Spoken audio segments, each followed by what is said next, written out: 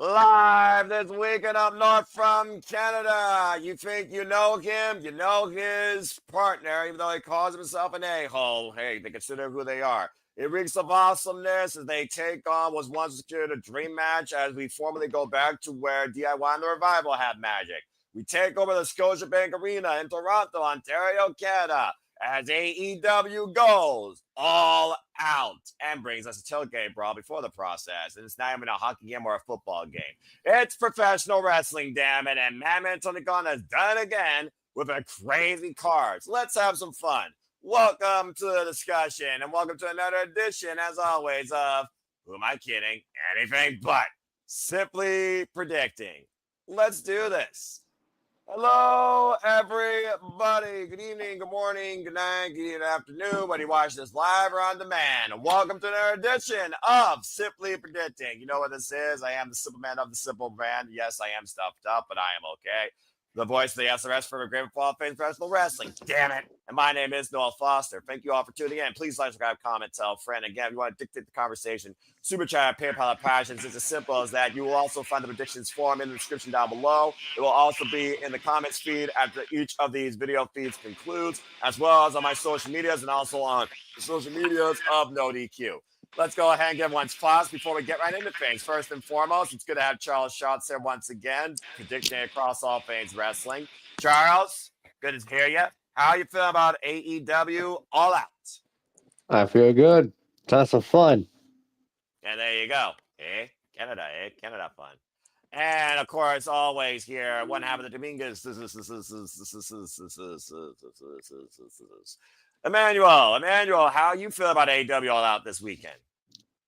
I mean, I feel like it's a valid pay-per-view for the long run, but the matches is going to be solid for the long in my point of view. But it's one of those things like Will Ospreay and Thor Strickland are injured. Like it's in like I think in what's the word I'm looking for? Hiatus. Like they're gonna do, give new champions until a later date. So it's one of those things like we have to wait it out until they figure out how to book stars, because Tony Storm and it's like I don't know who's gonna join her, and Right. and then the Adam, and it's like he just barely got his championship, and like. And do you really want to give the title right away to MJF? Like, I don't know. Like, it's like one of those things. Like, they need to start planning and how to develop those stars. Well, it's one of those things where I look at AEW like a cup of coffee. If you have it with half and half creamer, half the stuff's got some considerable storytelling towards it that could be long term. The other half is just going to be fun and a filler. And that being said, I appreciate the outlook, Emmanuel. And also, he will be our on-live correspondent on the field, one half of the Canadian Connection. Shout out to Ash. Nick Frontes is here, founder of the Burger King order tonight versus Wendy's last night. Nick, how you feel about AEW All Out? Because you will be there live this weekend, taking it in. Fellas, how we doing? Stuffed up and tired, but I'm feeling all right. You sound stuffed up, sir. Yeah, story of my life, Charles, how are you?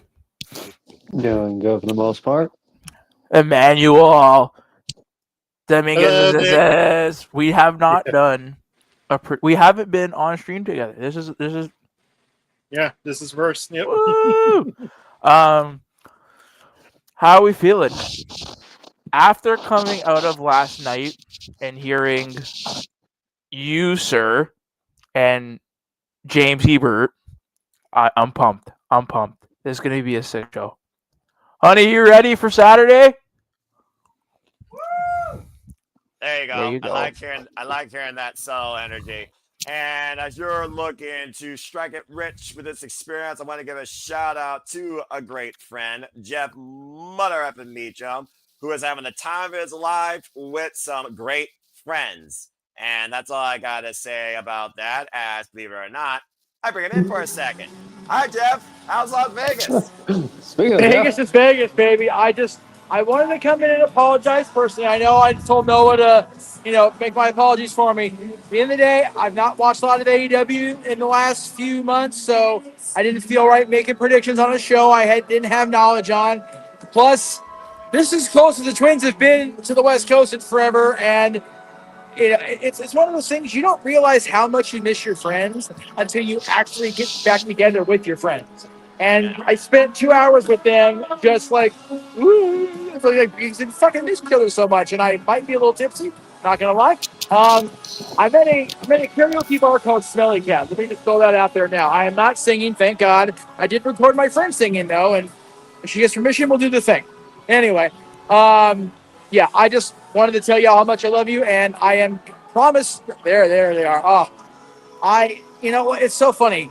As great as they still look after all these years, they both told me they noticed the weight loss and how much happier I look than they've ever seen me. That made my fucking night, like for real. I will say I apologize again for not being a part of the whole show.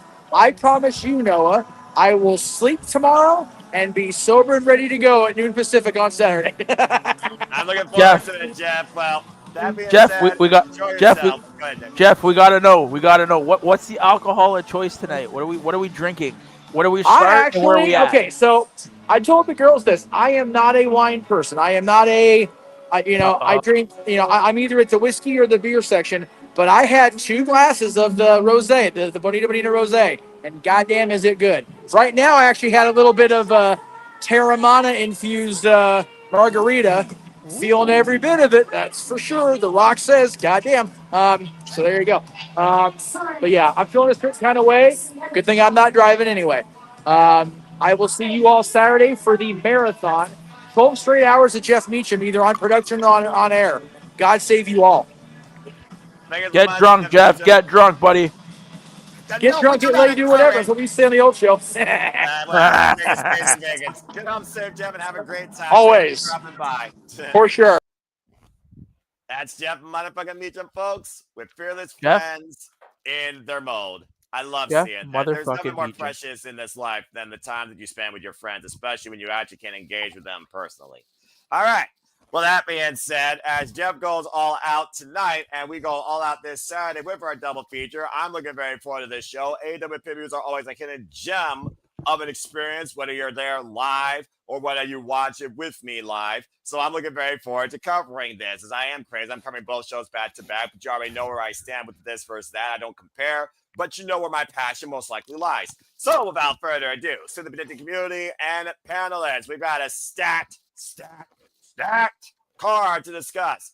Let's get right into it. So again, folks, this weekend, your double feature not just consists of Wrestling News on ESPN Plus, it consists of AEW All Out. Toronto, It starts officially at 3 p.m. Eastern Standard Time with a special 1-hour tailgate brawl, hour of wrestling and discussion and preview.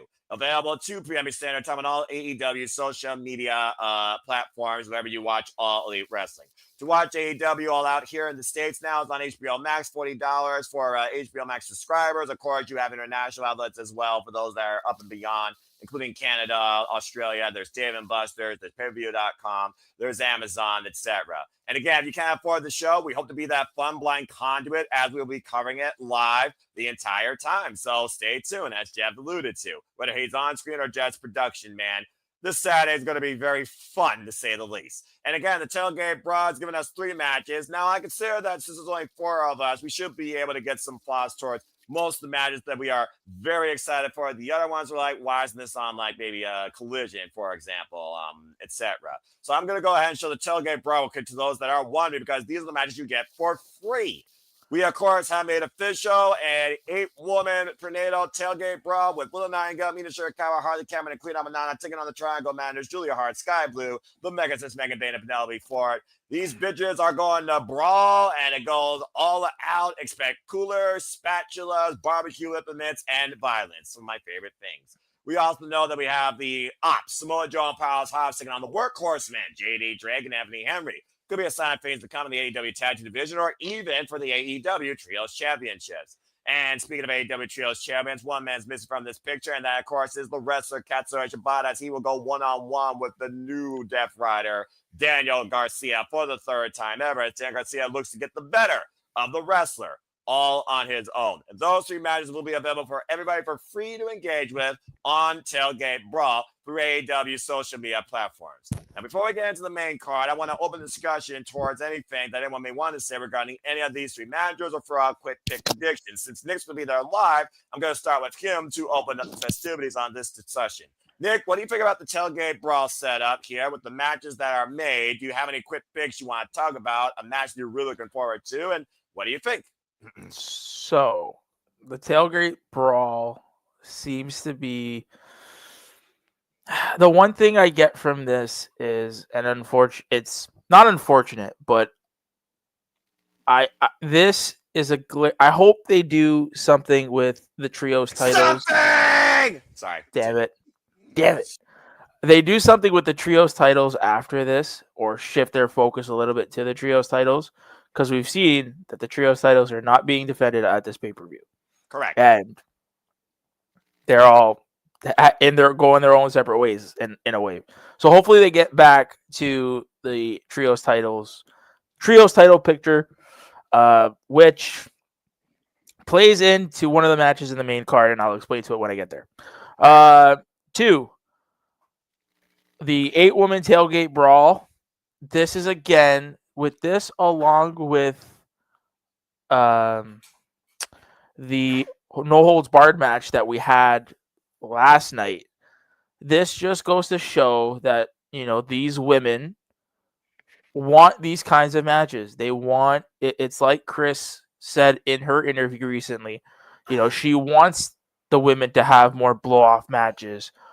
Sky Blue has come out repeatedly saying, I want to do more death match kind of things. She's a hardcore bitch, and I love it. Exactly. So, and you made a comment on the stream last night. These bitches want to fight. Yeah, right. So, I mean, I like how he is listening more and giving these women the opportunity. Hurry up and give us hurry up and give us a blood and guts. I think that's our next kind of progression into giving them that kind of match. Yeah, it's got to be. Yeah. Also, I don't know, maybe you want to talk about this before we get into the main card. Did you guys all watch or take notes of the media scrum? No, I have not. Okay. What did you take from it? Did you engage in it a little bit? I saw a little bit, but I'm gonna credit Mr. Sean Ross Sapp because he kind of laid out just a pertinent information. Tony talked about he has interest in running a huge show in 2027. We know that WWE having WrestleMania in Saudi in 2027. Yes. So for him running a big stadium show in the US at that time, that might be something to look out for. He did mention the word revolution a couple times. That's the pace for the year. That's their very first pay-per-view every time. Yep. Tony was asked about running different events like Double or Nothing. You know how he did Double or Nothing this year in Phoenix. He's doing All Out in Toronto. So it seems like he's making the main shows in new locations. So I like how he's doing that. You can't run Chicago every year, right? Right. Burnout's a thing. The market will be burnt out. So he's very excited of trying new markets and stuff like that. He was asked also about representation and the political views on some of their wrestlers, and he's just like, I don't care. We're here to wrestle. If you believe, in lamest terms, we're here to wrestle. We're here to put on a good show. If you believe in something else, you're not going to be judged for it. He also talked about moving the time. He's happy that the time was moved out back to 3 p.m. I guess we all love it. Trust me, I've ad nauseum have said I love how the time is at 3 p.m. I will agree. Love it. Doesn't mean that we're getting home at 2:00 in the morning. I'm getting home nice, even though I'm staying downtown. But y'all get the drift. Yeah. And then apparently, did you guys see the rumor about Wardlow? How he was supposed to be the one in Kyle Fletcher's position. He was supposed to be the one getting the championship match. Yes, but he got injured. So apparently that was false. It was always supposed to be Kyle. Wardlow was set in line for a big push, but this spot was always for Kyle for this main event. Well, we talked about the potential of Kyle Fletcher and Sky Blue. She wants to literally be the face of AEW. They want this brand, this company to grow. But it's good to know that those clip notes from the media scrum gives an outlook on Tony Khan where he doesn't seem bitter or petty. He does care about the wrestlers, his workers' outlook, and he does want to carry the scope of professional wrestling and its company out further than common markets like St. Louis, like Chicago, etc. So I'm glad you were able to basically be our own on-site virtual correspondent as if you were trying to get your question in there themselves. So I thank you for those. And again, I don't have time to watch everything interview-wise, feedback-wise, hype-wise. I barely got enough time to watch frame wrestling-wise as this. That's why I've kind of cut back to a degree. But I like the fact that we are bringing that up because I do think it acknowledges, for those that don't know, the outlook of AEW versus trying to be something different, maybe more friendly, maybe in a different way, more reachable than the other company, with all due respect. And that's not a negative thing. That's not no negative feedback. It's just a different outlook. And it's just another perspective. Because it goes to show you can literally look at the wrestling scope in a bigger picture. Excuse me.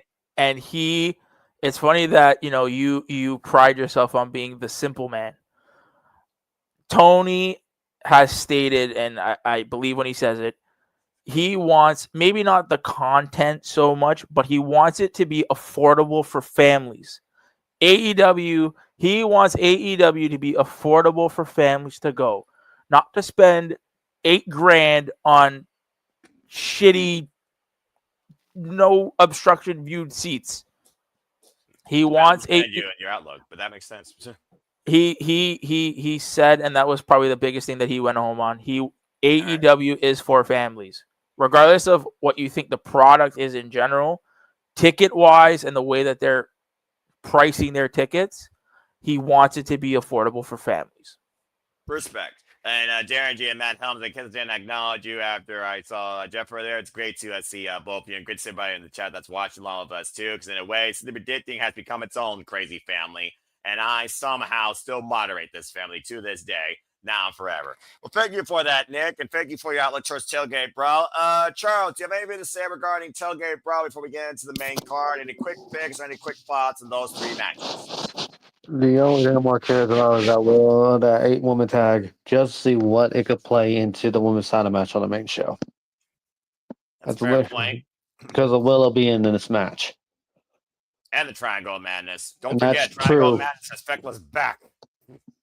So that's like the only thing I'm most noteworthy to see what happens. All right. I respect that. Manuel, before we get into the main card, any outlook you have towards the 8-woman tornado tag? And I'll be genuine with you both. These three matches look great, but you know how I feel about these bitches here at AEW. I love this women's roster.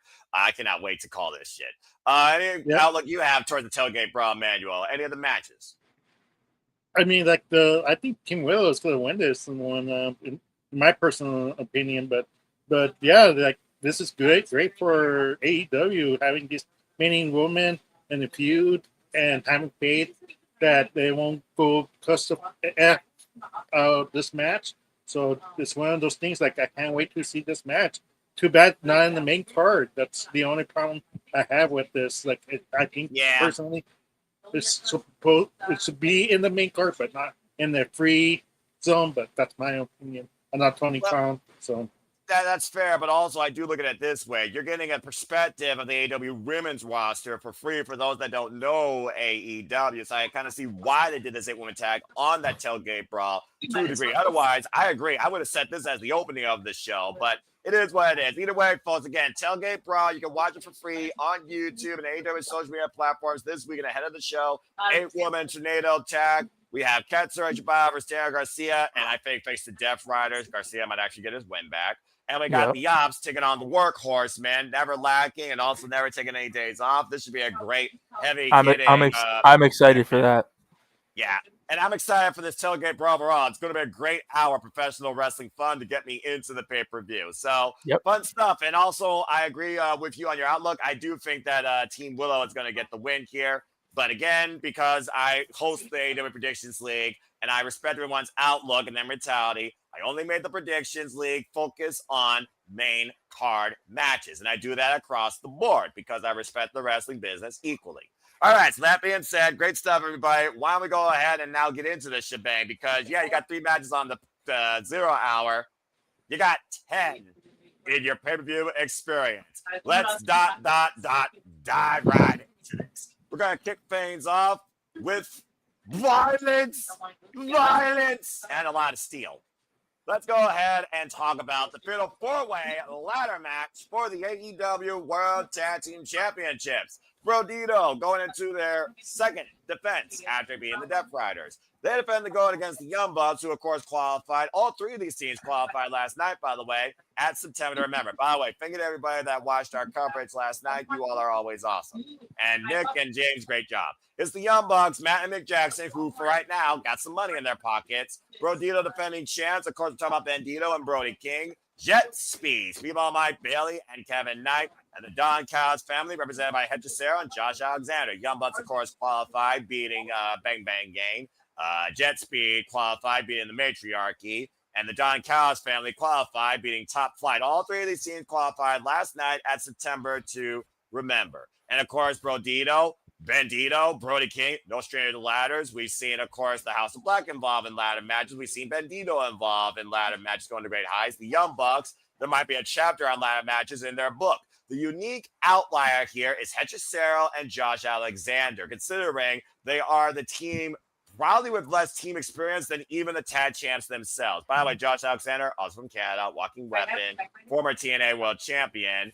But I don't know how comfortable he is on ladders. And, of course, anything can happen in a ladder match. We've seen destruction. We've also seen incredible upsets. We've seen wild cards win. All right, guys, so bottom line, you know how a ladder match works. Team that climbs the ladder, sees the titles, they are the AEW Tag Team Champions. It's as simple as that. But it's a painful feat to accomplish that.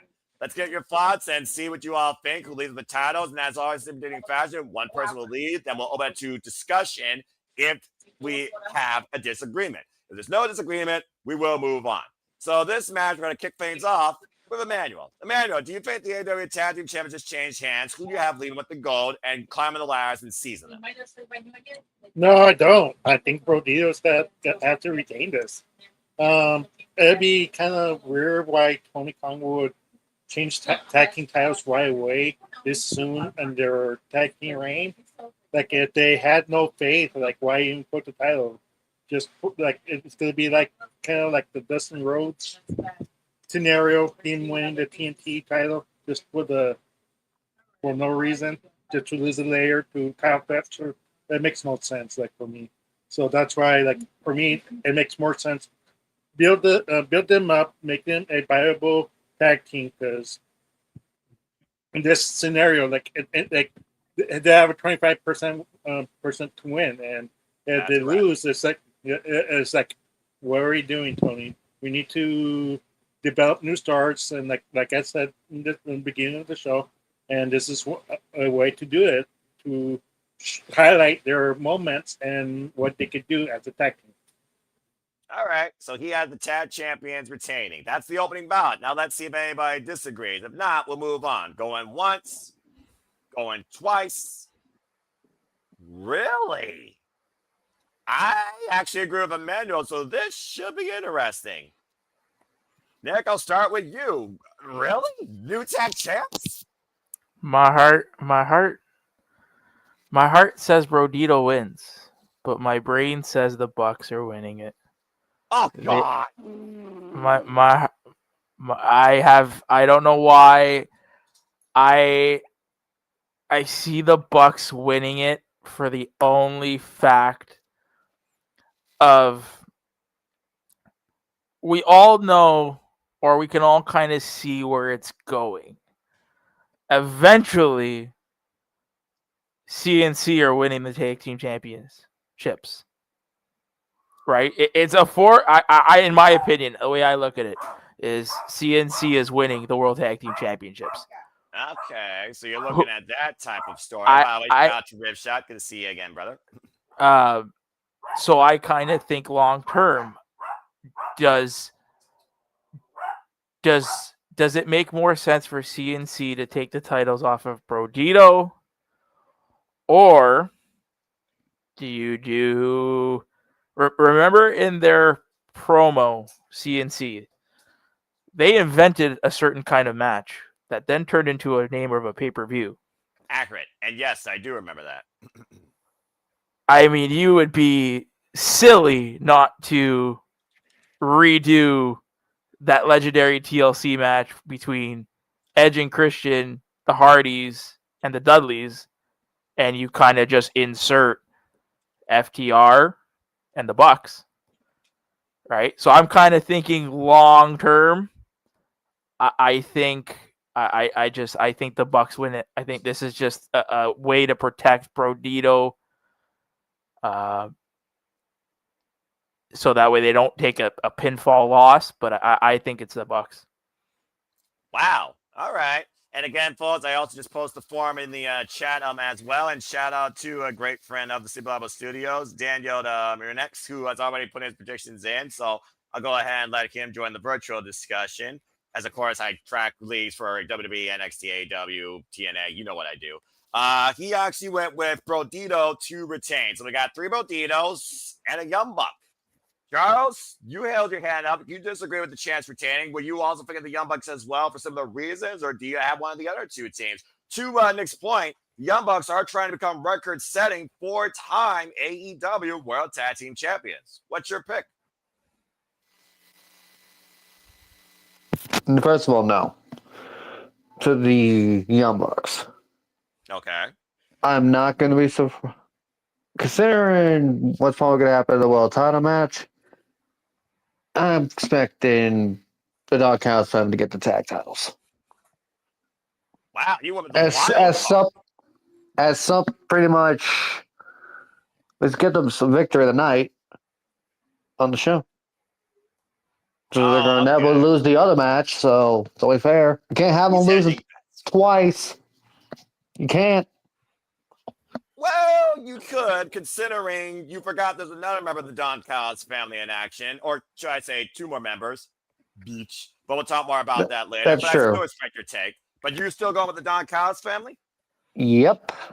Well, I will say that Cesaro, former CMLL World Champion, and Josh Alexander, former TNA World Champion, together as AEW Tag Team Champions, considering their technique and the difference in styles that both bring. But we've seen them gel pretty well together, though. Whoop, there goes his phone. I do respect that outlook. And again, what I like about this match is the fact we have 2 more so AEW designatedly originally built talent here with the Tad Towels versus veteran names you know from other companies. So I like that. But the bottom line, guys, first defense, they only have 1 defense. This is the second defense. I just don't see the Tad Champs losing. And I think the reason you have a ladder match, you protect the champions also in a gimmick. If one team you think should win doesn't win, it's almost like a triple threat, buffer, floppers, but you got 3 teams here. So what does one of these teams stand after this? Do we see Josh Alexander and Hechicero tag together for the long haul, or is this just another Don Callis plan to try and seize more control? That's the way I look at that team. As far as the Young Bucks, they're going to be stuck in tag team wrestling as long as they're able to freaking keep kicking it in this business. And as far as Brodito, let's see them, what they can do being leaders of this tag team division. I didn't call Brodito the winner for Forbidden Door. No one practically did. It was the biggest upset of the night at Forbidden Door. Let's not forget. That was literally when they pinned FTR to win. FTR still owes them a receipt. And the Hurt Syndicate, when the Hurt Syndicate takes care of business, you know they're coming back after those titles. And I want to see Bobby Lashley and Brody King mixing up again. So either way, I think Brodito does retain. Okay. Well, good stuff to kick things off here. Let's go ahead and keep taking care of business. Being taking care of business. This woman's portfolio, if it gets any bigger, she's going to need a freaking escort like a butler to hold these titles. Let's talk about Mercedes Moné versus Rico for the TBS Championship. Mercedes Moné is closing in on beating Jake Cargill's record for 506 days being the face of TBS since winning it against Will Nightingale. back at Double or Nothing 2024. Riho, of course, came back after an incredible match with Alex Windsor, but unfortunately, she did lose. Riho, of course, the very first ever AEW Women's World Champion, now has become the face of TBS, and Mercedes Moné realizes how Riho's tenacity and leverage can be very dangerous after getting a win with a crucifix driver against Robin Renegade. However, the CEO did get the last laugh and the last shot in. Desperation might be sending him on the CEO's heavy portfolio where it might become so heavy. We're talking about WWE, not too big to fail. It's not too long before Mercedes Moné finally busts. I'm just saying. She lost the big one. Does she lose the cornerstone of her belt collection, the TBS Championship? Let's call it what it is. All right, so let's go around the horn and see what y'all think about this. We will start this time with Charles. Charles, do you have a new face at TBS or Mercedes Moné retain, getting one step closer to beating the previous bitches run as longest TBS champion in history? This thought about being the most easiest match to predict on the whole show. Literally, Mercedes is not losing that freaking belt, so she breaks Jade's record. End of discussion for that one for me. Mercedes is keeping the belt. Well, there you go. I don't think there's going to be no disagreement from anybody here. It's just a matter of, it's nice to see Rico back under taking care of like these issues. I mean, we're waiting for like the lights on Carl Sheeta to come back as well, but it does make me wonder who should be the face of TBS if we come to that point. I believe someone pointed out last night during our call, Nick, that just before Wrestle Dream, she will eclipse Jade Cargill's reign. Makes me think that Wrestle Dream might be a new dream come true for a new face of TBS. But again, that might be in the long haul, a different form of storytelling. In the short run coming up, because Wrestle Dream, as we know, folks, is next month. But that being said, I don't think no one's going to have any further things to say or try, even sober or drunk, to disagree that the CEO is going to retain. The question is, does it go the time limit? We've seen how close those matches go. Or does she somehow pin Riho or submit her? It comes down to how the match ends, but I think we all know the result. Mercedes Moné is retaining. Even Ripshot knows that. All right. Very simple. Nicely done. And Daniel, by the way, agrees with us so far as the one that's put his predictions. I don't think no one else has anything to say, right? Am I good? Want to make sure everyone gets their thoughts. And as always, but some of these matches, I think we all can agree, are very simple in context and predicting. And that's okay. I triggered Emmanuel's main. And then what you got to say real quick before we move on? I just saying it'd be a ha-ha if Tony Khan would kill the Mercedes, like just before she gets the breaking for Jade, just for the ha-has, but I know Tony Khan won't.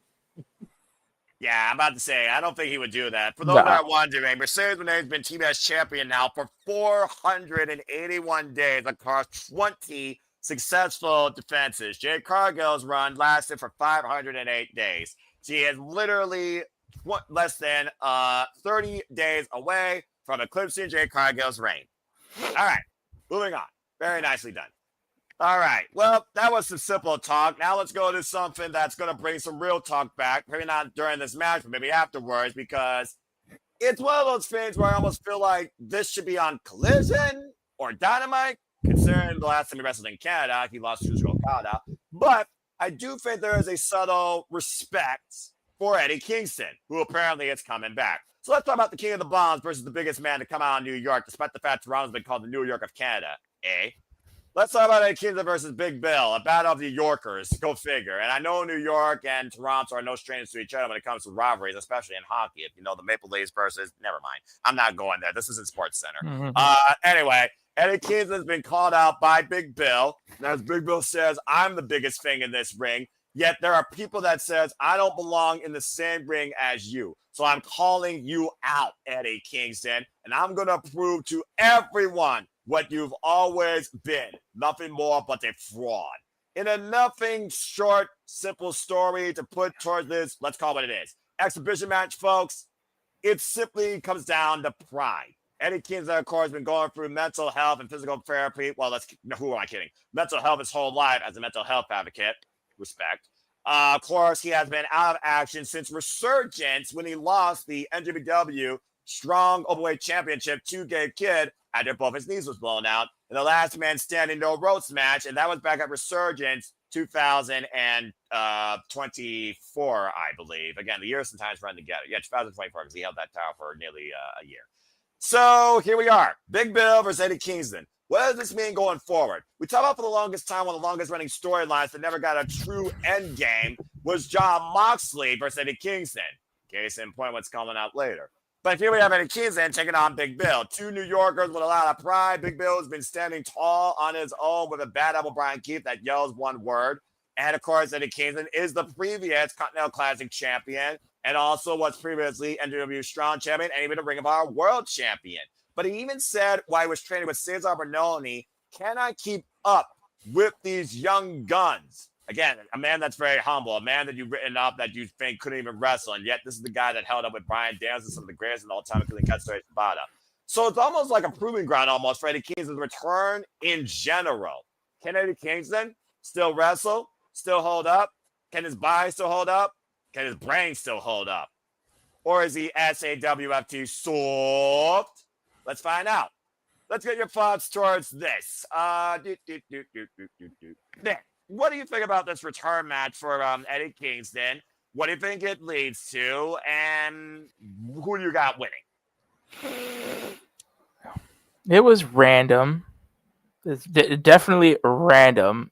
I know that somebody did ask Tony why, and I think the answer was he wanted to advertise it. He just wanted to advertise that he was coming back then. There was no really big angle or whatnot. It was just, here's Eddie. Now, I'm going to preface this by saying, if the match happens. ... That's a good point, by the way. If the match happens. Because how do we not know that this is a swerve caused by, well, no, not that swerve. I know. I'm just saying. By the way, Swerve Strickland and Will Ospreay get well soon. I've heard Will Ospreay's surgery, by the way, was successful, so that's very good to hear. Continue. And people are gonna think this is a hot take. We haven't heard much of a certain demo god recently. Last time we saw a certain Chris, he left the building telling Big Bill and Brian Keith, I think, didn't he? I'm paraphrasing, but didn't he say, "I'm not coming back until you guys like do better"? Because he was like, "I'm not mad at you guys. I'm disappointed." I'm disappointed. Exactly. Yeah, and he broke his Geratron. So, I mean, could this be all a ruse by Chris Jericho to say, you know what, you had balls, kind of thing, right? He like. It would be a big swerve. So that's what I'm saying. If this match happens, if it does, I see you. I mean, you're not having Kingston lose in a return match, but I don't know. I feel like Jericho's somehow involved in this. Okay, fair enough. But you got Eddie Kingston as far as the match on paper, but it is official. All right. Daniel agrees with you about Eddie Kingston as well. And I gotta admit, I haven't thought about Chris Jericho since he literally left and did his own thing, probably with Fozzy and podcast. Almost makes me wonder right now, looking at the state of AEW, do we need Chris Jericho towards anything right now, honestly? I almost do wonder, does he need to offer anything else in ring to AEW, or could he be more of a producer / coach? Again, you're talking about a guy that's been involved in business now for over 3+ decades, in his 50s, still rocking in and out of the ring, the master of character reinvention. For all we know, he might be planning to take on Hiroshi Tanahashi in his last match towards Wrestle Kingdom because he already owns a victory over the Ace. I'm just saying, he might pop up anywhere. But I understand your outlook on that too, connecting the dots, if we're building maybe towards a Big Bill versus Chris Jericho program, which in hindsight could work. And also Eddie Kingston and Chris Jericho, they have history, considering Eddie Kingston once beat the man at pay-per-view. In fact, I think it was Eddie Kingston's first big pay-per-view victory in AEW when Jericho said, you can't win the big one. And now we got Big Bill trying to take out Eddie Kingston. Ain't that kind of a crazy paraphernalia? All right, but you got Eddie Kingston overall as far as the match on paper. Does anyone have any disagreements or anything further to add towards this? Going once. Going twice. Yes, Charles? I'm just gonna disagree with the whole Jericho point for one reason. Go Why for it. would if the match doesn't happen, if it does lead to Jericho thing, just like wow, we're gonna waste Eddie Kingston's return on that if we're not even gonna do it. If this all be for Jericho, it'd be kind of dumb. Jericho is a heel. That is true. Still, it'd be kind of dumb. We're also in Canada, eh? Even though he's from Winnipeg. Yeah, idiots. Still Canadian. Still true, Canadian. True. And Canada's bizarre. One still loves their Canadians. You know, I get that. So I mean, to a degree. Listen, we know by Tony, or we know the way Tony books. If he promotes a match, he usually delivers. When he promotes something, he usually delivers. This is accurate. You had Chris Jericho being asked about AEW recently, and he's like, "Yeah, no, I'm still under contract. I'm still there. I'm there for the long haul." You have him interviewing Darby recently about his Mount Everest climb. I don't know. Something just smells fishy. Fair enough. Then again, in wrestling is unpredictable as far as what you think is actually supposed to be happening versus what we see happens as well. That's why they say everything isn't work.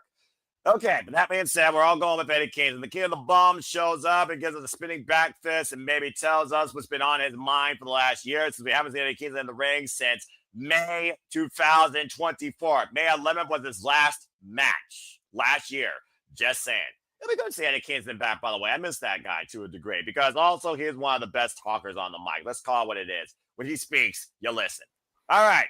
Well, that being said, good chat there. Now, talking about somebody that knows how to deliver on the mic, let's talk about people that have a simple mantra, and that is they hurt people. They hurt people. We got the Hurt Syndicate in trios action. MVP breaking away from the suit, putting back on the tights and the boots. MVP, Bobby Lashley, and Shelton Benjamin taking on Ricochet and the Gates of Agony in the only commodity they want out of this. Respect. And they don't want to earn it, they want to steal it.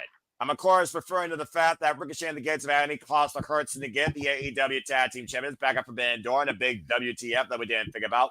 But Ricochet never forgot that MVP embarrassed him and bullied him like a little kid in high school that he was going to stuff into a locker. Since then, we've seen Ricochet go one-on-one with Shelton Benjamin. By dubious means, Ricochet did get the win on the Standard of Excellence, while the almighty Bobby Lashley and Total Leona gave us a meaty match clinic that turned into absolute chaos last night, and no winner was determined.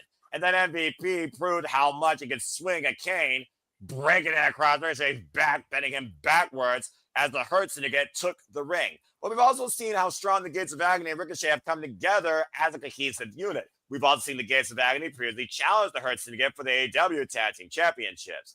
So the bottom line, where does business go from here when it comes to the Hurt Syndicate versus Ricochet and the Gates of Agony, and who gets hurt and who gets the last laugh? And hopefully not that Ricochet laugh. I'm just fracking saying. So let's go ahead and talk about this trios match. This should be a lot of fun. Emmanuel, let's start with you on this one. What's your thoughts for this trios match? Which side do you got winning? I think the Hurt Syndicate will have to win this. I think this feud might prolong. I've been thinking maybe MVP eventually joins them, but I don't know if that's the direction because let's face back, Bobby Lashley and Shelton Benjamin really don't need MVP. That's more of the mouthpiece, but they need to really separate them from and break them apart if they're gonna build like a singles action, because even though the Hurt Syndicate is still pretty over it for the AEW crowd, it's like I think Ricochet and his spouse will benefit more with this victory and build the future of AEW. That's my point of view. the future of AEW, and you need to build new stars and upcoming stars. And Ricochet's still young enough to do that. So for me, Ricochet has to win this. Ricochet and the Gates of Agony. Okay. Well, we got Ricochet and the Gates of Agony, and Daniel already disagrees with you. He's going with the Hurt Syndicate. Ricochet, by the way, folks, has not been in the ring with MVP since 2020, when they were on Monday Night Raw, and they were on opposite sides of the equation. At points, it was MVP and Bobby Lashley. Y'all remember that duo, by the way, in a feud against Cedric Alexander and Ricochet over the almighty WWE United States Championship, when the Hurt, business was, basically still employed. And then it was put out by the old ownership. But that being said, again, it's really weird considering how incredible has Bobby Lashley been as a tag team specialist for the first time in his career, and he's only done that for about 90% of his AEW career. And we're scratching the surface on what's ahead for him when the MVP already teased the idea when MJF gets his Triple B back, Bobby's coming after him, and it won't be business. It will be personal. Keep that in the back of your minds as well. We're going to get Bobby Lashley versus MJF eventually. And as far as Shelton Benjamin goes, I don't know if that dude is even close to being done yet, where you're seeing him at his full potential. He's had some of the best matches of his career in AEW, and it wouldn't surprise me if he's once again back on the Continental Classic. But the unique factor for me is MVP. MVP has been more so a manager, again, first ever IWGP Intercontinental Champion. He proved that he could go. The last time we saw the Hurt Syndicate Trios action, MVP, of course, he did get the win. So this really comes down to, for me, MVP and Ricochet, and who gets the better of the two in that equation, or who should. But that being said, I call it all the time. The Hurt Syndicate is the best dressed, complete faction covering all the boxes of professional wrestling elements in professional wrestling. And that's one of those reasons right there that I'm going to say the Hurt Syndicate hurts Ricochet and the Gates Agony again and gets the win.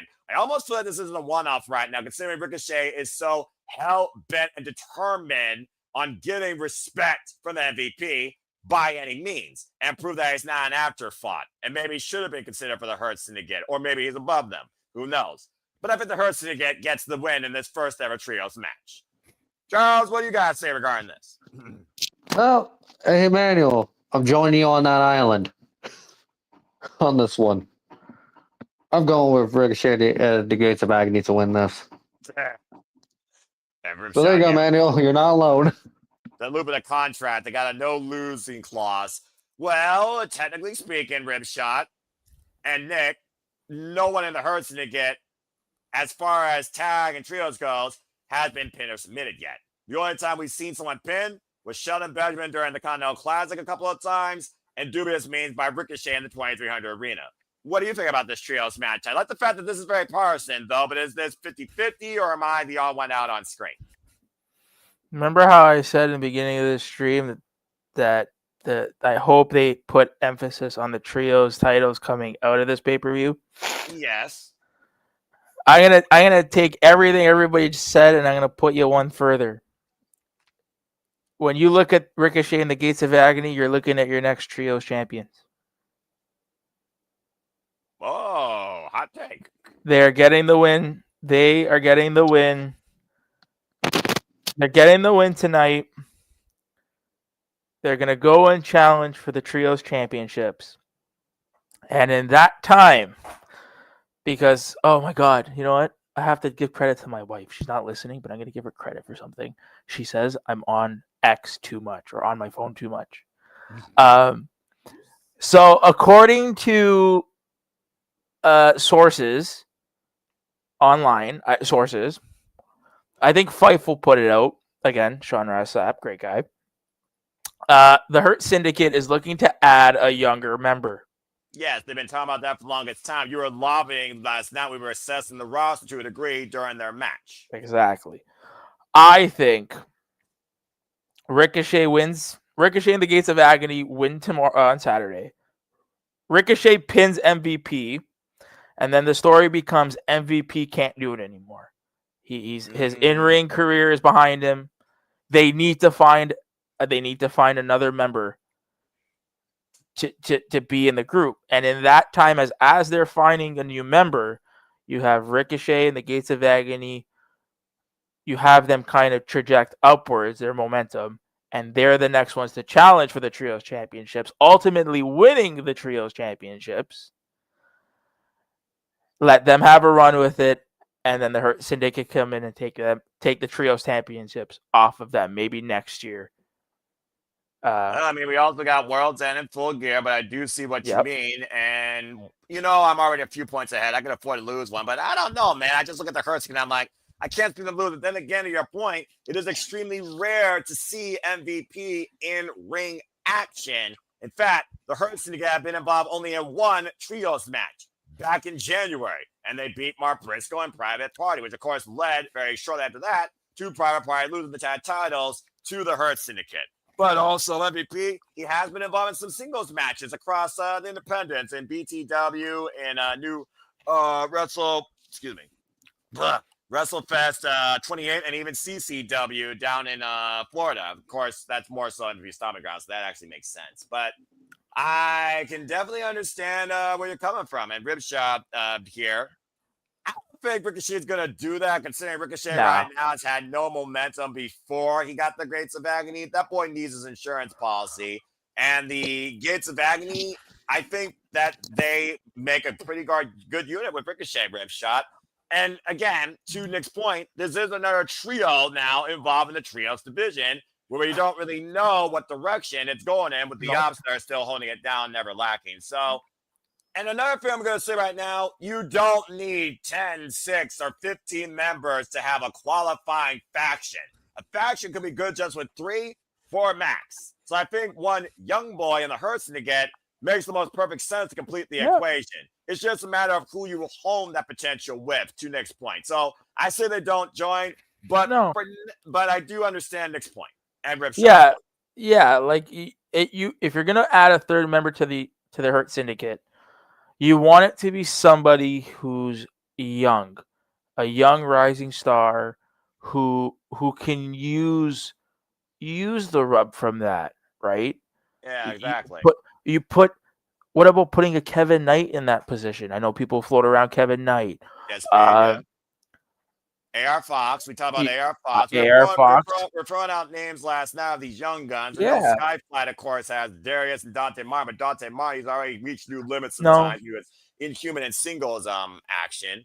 So yeah, like you can add that young piece to that group, or even there's Lee Johnson. Not Nick Wayne. I know Ripshot just said Nick Wayne. Nick Wayne can kind of hold down his own group. He really can, especially being the tutelage of Christian Cage, trying to be his own leader and be above him.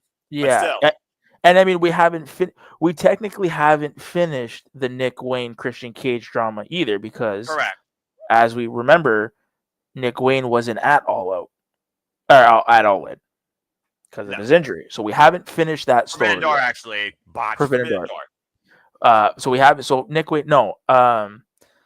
Botch, I like that. I like that. Thank you. Wait, I think that was JJ that did that. Good job, JJ.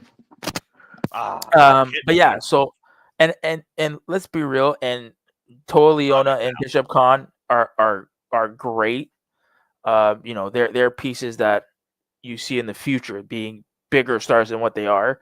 Having a name like Ricochet attached to them is giving them more notoriety than people, I think, may realize. They're being talked about more with Ricochet being with them. So, I mean that trio looks good. Like, they look good. Does. It works. It actually does work. So I mean, you know what? And we said it last night that Bishop Kong and Toa Leona just signed new deals, new long-term contracts. So I mean, and Ricochet's been on a tear. Reward the guys. Give them the trios titles. See how they run with it. Time will tell, but again, the trios championships, it would be a different dynamic, and the Ops have been holding down the trios towers now for a little while, so I do see what you mean. I saw your comment, Charles. You got something to say real quick regarding what Nick said before we move on? The one person I disagree with about possibly joining this MVP group is Kevin Knight, because do you really want to take split up another tag team? That's also very fair. Yep. You want? Can I counter Charles' point? Go for it. I do. You want to know why? Because we're getting a new tag team coming soon. If anybody noticed last night, and we were saying it on the stream, Killswitch was looking a little green. A little more greener than usual. Fair enough. That's an outlook I can understand. And also, speaking of my Billy, former single star, former X Division champion, Kevin Knight, he's always kind of like been in the tag scene, but I do think the man can definitely shine and ascend to new heights if he was more his own man. Let's not forget, he owes a pinfall victory over Nick Wayne. Yes, Emmanuel. Oh, and the other day you referenced, like, look at Road Dogg. He's been a tag team person all his life. Like, with Joe J, Jeff Jarrett, then Billy Gunn, then R-Truth. Like, he was always a tag team guy. Sometimes those people are just tag team people. Yeah, they just find their spot. And then, yeah, then better than singers competitors. So, well, Jerry Lynn pointed that out with the Acclaim, for example, when he tried to bring Max Caster and Anthony Bowens, who's been middling in the mid card for the longest time. And they're former AEW tag team champions. So I do like the idea, though, that we are looking at perspective scopes, though, of the tag and the trios divisions, as well as a young gun standing out on their own and maybe being encouraged and guided by the Hurt Syndicate. So there's a lot of potential that comes out of this trios match regardless. But I do see a lot of y'all's points, but fuck it. I'm already in the lead in the freaking all-elite team of no DQ, so I can afford to lose the point. I just don't think they're going to just make this a one-off, and I think the Hurt Syndicate gets the first solot. So I'm going with the Hurt Syndicate. And I'm going to keep it at that. But again, people, your predictions matter. Your predictions can also be altered, but they cannot be altered beyond 12:30 p.m. Eastern Standard Time this Saturday. After that, your predictions will be final. Or 1:30 p.m. Eastern Standard Time Saturday. Excuse me. Your predictions after that will be final. All right. Let's go ahead and move on from there. So let's see who you all believe deserves to become a human pin cushion. Or, subtly put, is he better than you and you know it? It's not on TNT, but it's literally a TNT match. I never thought I would call a match literally called this. Then again, you might as well just call it no disqualification, but expect a lot of wood and a lot of metal. For the first time ever that I can remember, we are having a tables and tacks match. You heard me right, folks. Tables and tacks. It is Maxwell Jacob Friedman, MJF, taking on Mark Briscoe. These two men have been at each other's crosshairs for the longest time, and MJF was in the Hurt Syndicate, calling out Mark Briscoe, saying you are a choke artist, you can't win the big one. While Mark Briscoe has been trying to go after the TNT Championship, and MJF cost him that. Things got extremely personal, though, when he invoked his brother's name and said the Ron Briscoe died. Good Lord, there is no level of lowness that MJF will stoop to when it comes to getting the better of somebody on the mic and making it personal, damn it. As we also saw, MJF got a crooked win over Mark Briscoe back in AEW Dynamite Cleveland, but of course, karma is a bitch. As of course, MJF, who was seconds away, excuse me, who was seconds away from winning the AEW World Championship in Indoor, Mark Briscoe made sure that same shoddy victory didn't happen, to the point MJF lost out. Now, MJF does still have a contract, folks, to challenge for the AEW World Championship, but now, when he cashes it in, it'll be with a week's notice towards the champion, per Tony Khan. He's already confronted Tony Khan about that, too, and Tony Khan doesn't give a damn. You disgrace the sport of professional wrestling. I'm not pulling you out of this match. Why MJF paraded him and says, when enough Briscoe is in the ground, it will be on your hands. Way to put on your big boy pants, boss man Khan. So he gave Mark Briscoe free range to choose the stipulation because he is looking to literally send this chicken man up a blaze to hell and not be with his brother. So Mark Briscoe thought about, what could I do to this man? Well, you know what? You're already a human prick, so why don't I put some pins in you? What about tables and tacks? We've seen tables matches. If you watch TNA, there was once a match with 10,000 tacks. So I have no idea what the fuck these yahoos are going to do to each other and who gets pincushion worse. But expect some extreme acupuncture in what's basically a no disqualification match. Mark Briscoe, MJF 2, one-on-one. Okay, well, this should be interesting to say the least. I've never heard this gimmick, for Pete's sake. We're going to have tacks pinned to the table again? What the fuck are we doing? Are we going to get a flaming tack table? Well, I don't know what the fire code is in Scotiabank Arena. I should consider that, despite the fact it's a hockey arena. But I'm curious what the fuck these yahoos are going to innovatively do to each other with the weapons. We know both men can wrestle. It's already been proven. And again, with MJF, it's a different style, and it's psychological warfare. Mark Briscoe, he keeps fighting till he can't fight no more and still keeps fighting. let's go ahead and get y'all's thoughts towards this. Charles, you will start off with this one. Tables and tacks. No disqualification match. That's Will Jacob Freeman versus Mark Briscoe. Who do you got? Well, this is gonna be fun because I And that's expect it. MJ. Yeah, but hey, this is unique. I'll give him that. Did kind of throw me off for a second. The match Right? was announced. However, considering I have been also paying attention to MJF outside of this AEW, consider he's been chatting up with an old dynasty buddy of his, Alex Hammerstone. Yes. Which is why I will not be surprised during this match. Alex Hammerstone shows up and helps MJF win. Yep. I would not be surprised if that happens. That's why I'm going with MJF because of that outside factor help alone. Fair enough. So he went with Maxwell Jacob Freeman and the idea that Alex Hammerstone might become All Elite and a dynasty that was once made back in Major League Wrestling might rise Well, in All Elite Wrestling. not fully all elite. I would not be surprised if there's an MLW and LAW partnership. Well, yeah, there's that. But also, to your point, let's not forget, MJF is also wrestling this Friday. He's defending a CML World Championship against Mystico to the point that he says that if he beats Mystico again, he's going to take his mask once for all. It's match versus title. And folks, that's actually on tomorrow in English commentary on Triller for $20. So if you want to watch that, go for it. That's cool that CMLL's got that far now. They got English commentary in play. Thank you, Walker Stewart. I might actually watch that myself. All right. Well, that being said, as far as the match on Saturday, he's got MJF. Hammerstone or not. Let's go ahead and get y'all's thoughts towards this. Again, it's definitely been a long story, to say the least, ever since Mark Briscoe called out MJF on his BS and made a shirt out of it, talking about the tiny pickle-lated pants. Then I want to hang out with these fellas too. And not, by the way, congratulations, though, legit, for MJF marrying another Canadian, Alicia Atut, who, of course, now has her past and is American. I wish nothing but the best to them and their lifelong happiness. All right. That being said, we got an MJF. And we also have an MJF courtesy of Daniel. Nick, what about you? What do you think happens here? Tails and tacks. WTF. Mark Briscoe or MJF? Mark Briscoe. No. Reason why Mark Briscoe is because MJF screwed Mark out of a world championship match. I think this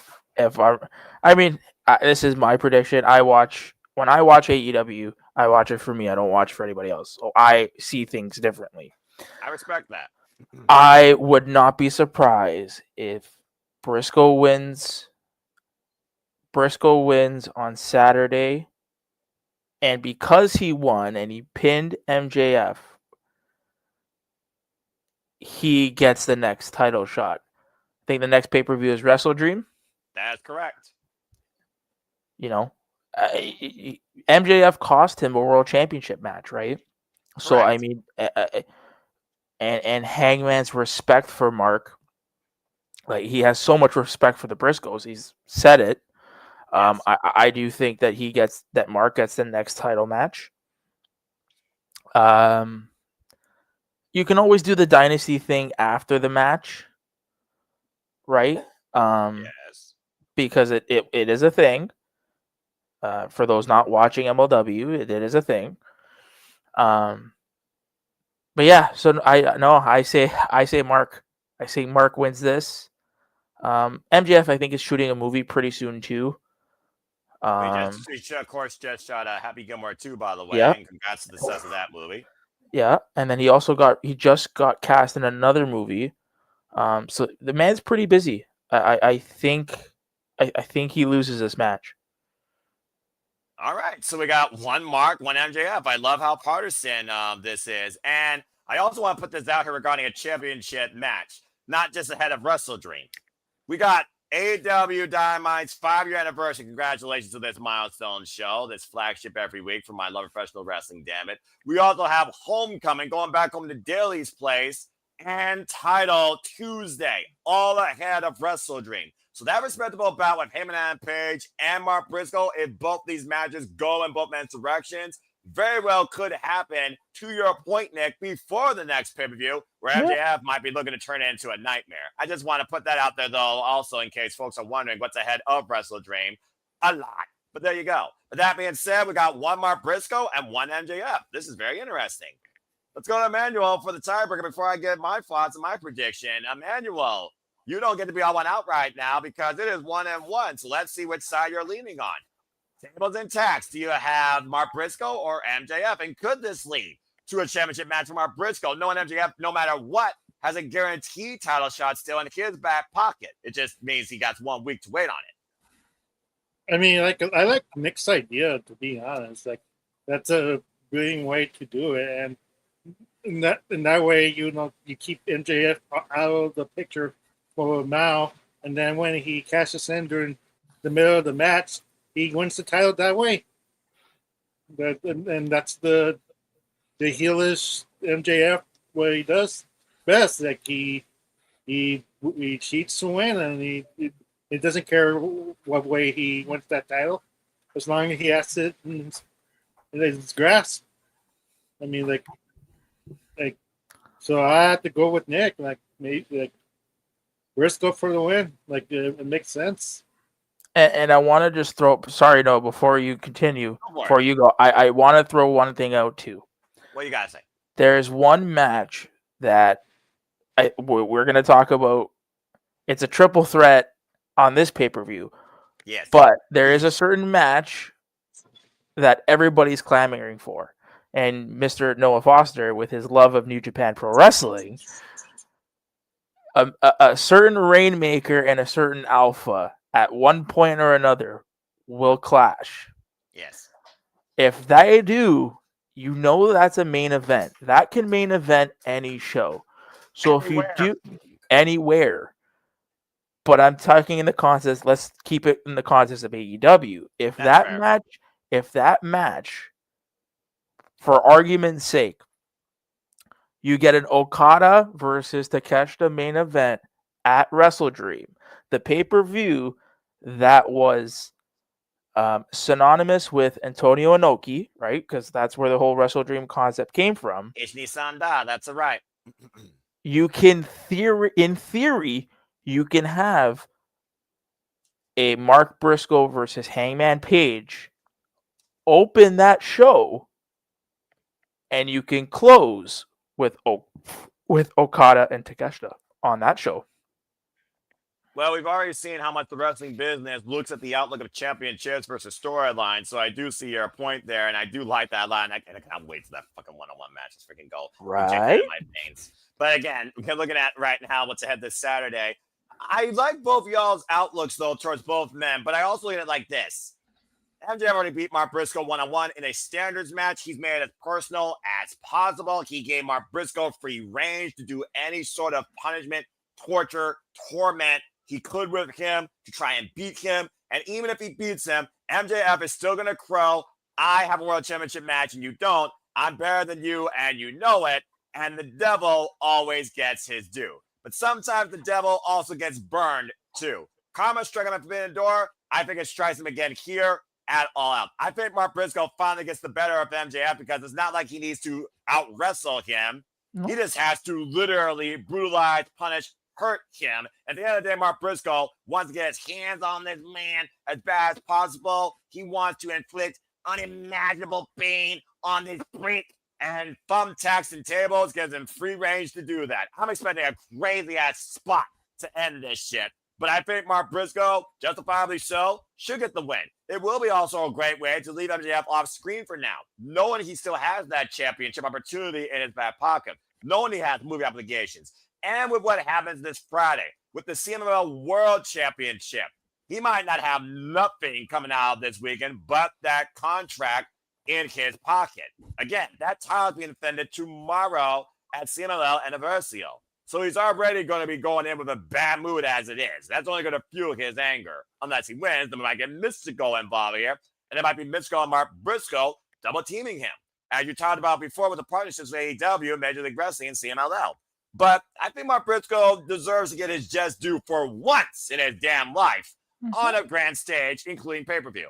So I got Mark Briscoe as well. I'm going with Mark Briscoe for the win. Charles, I saw your hand. You got something to say real quick. And as far as the cash him in match, I don't think that's not allowed anymore. MJ has to give a week notice, and the match will be already made in advance.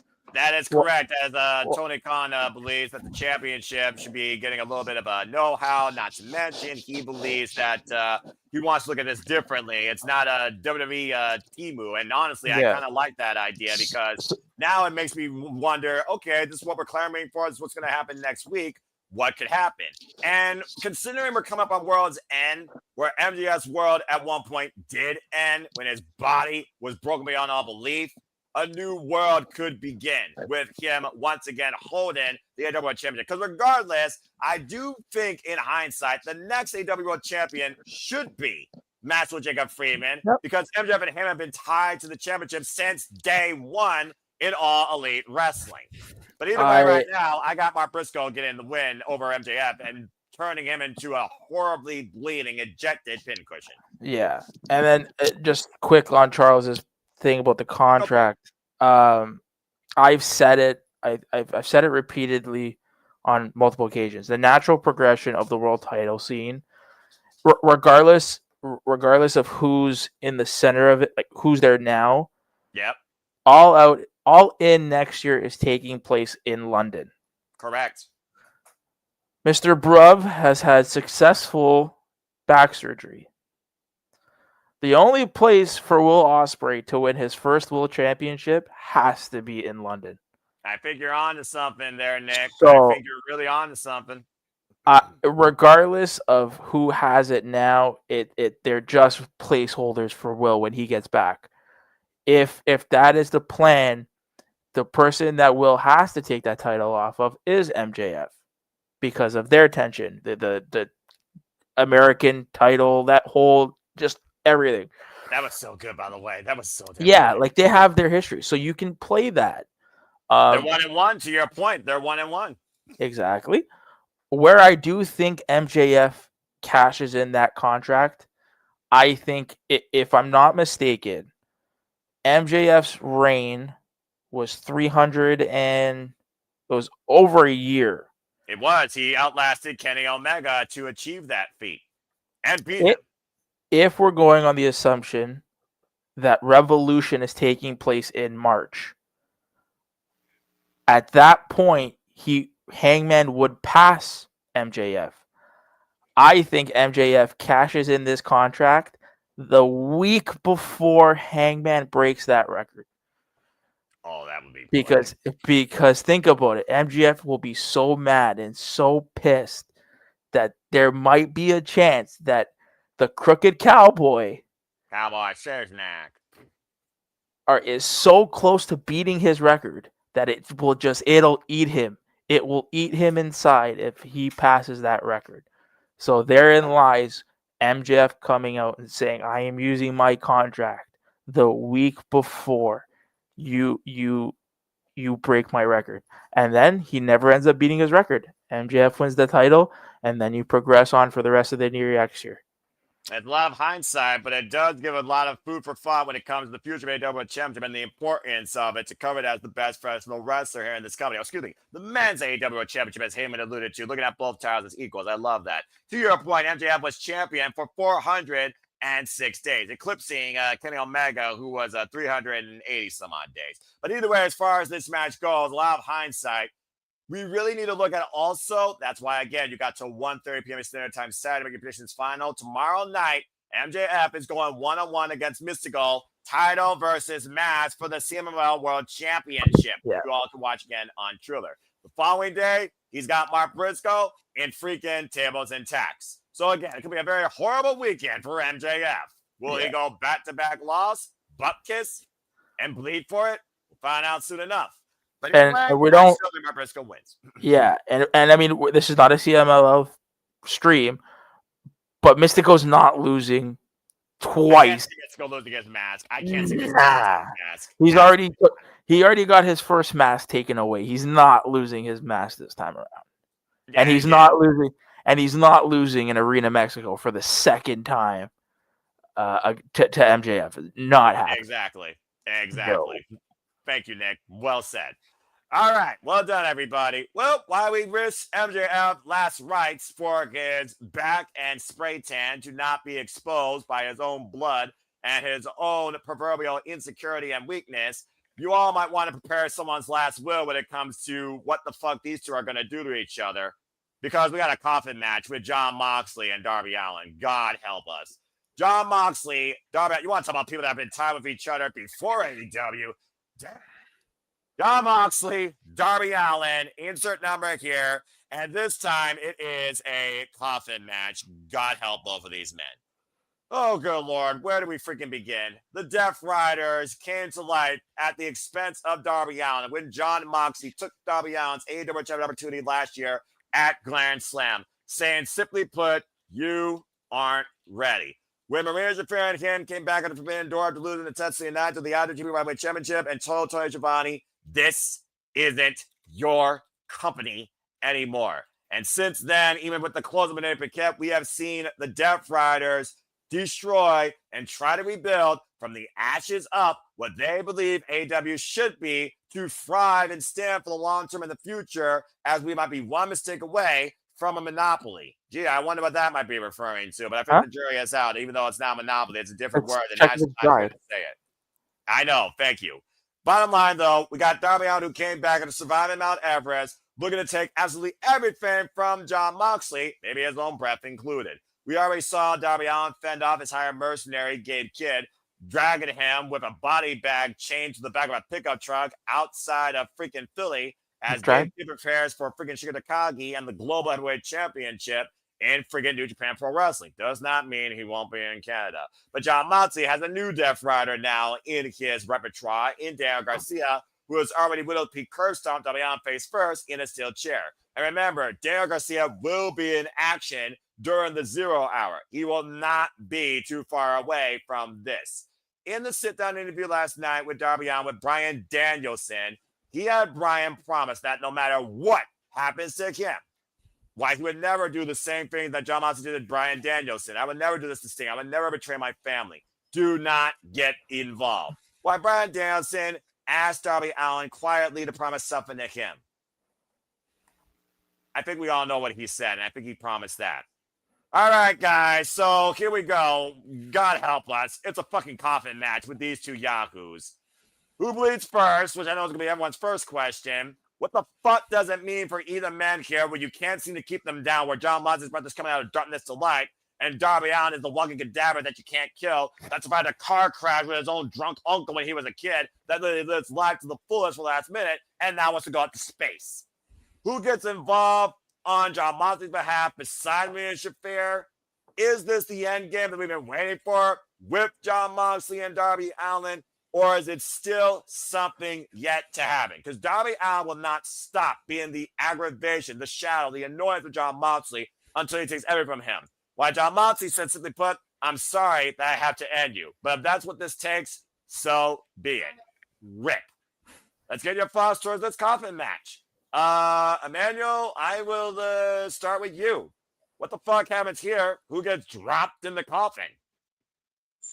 I think Moxley's going to lose this and be in hiatus. He really needs these vacation time away, to be honest.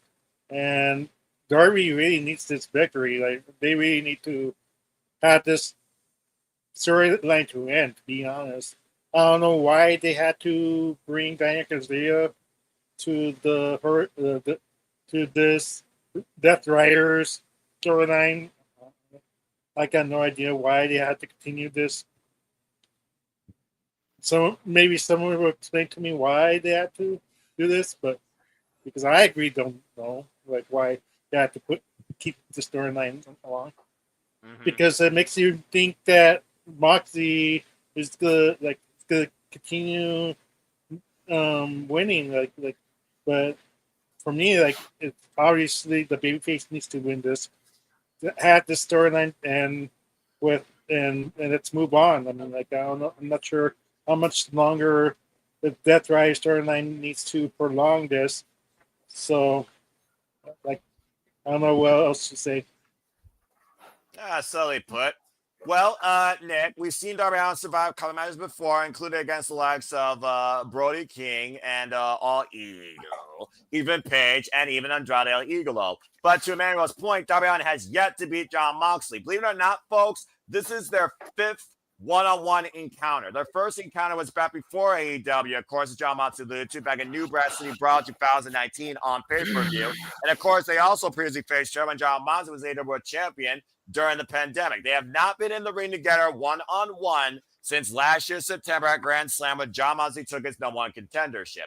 This is their 5th one-on-one match, and of course, we saw in that Lights Out Steel Cage, the Death Riders lost as Darby Allin looked down from above after destroying Gabe Kidd through 4 damn tables as they won the Lights Out Steel Cage match, but the Death Riders still got the last laugh. It's one of those things, Nick, where I look at the Death Riders, they don't need to win.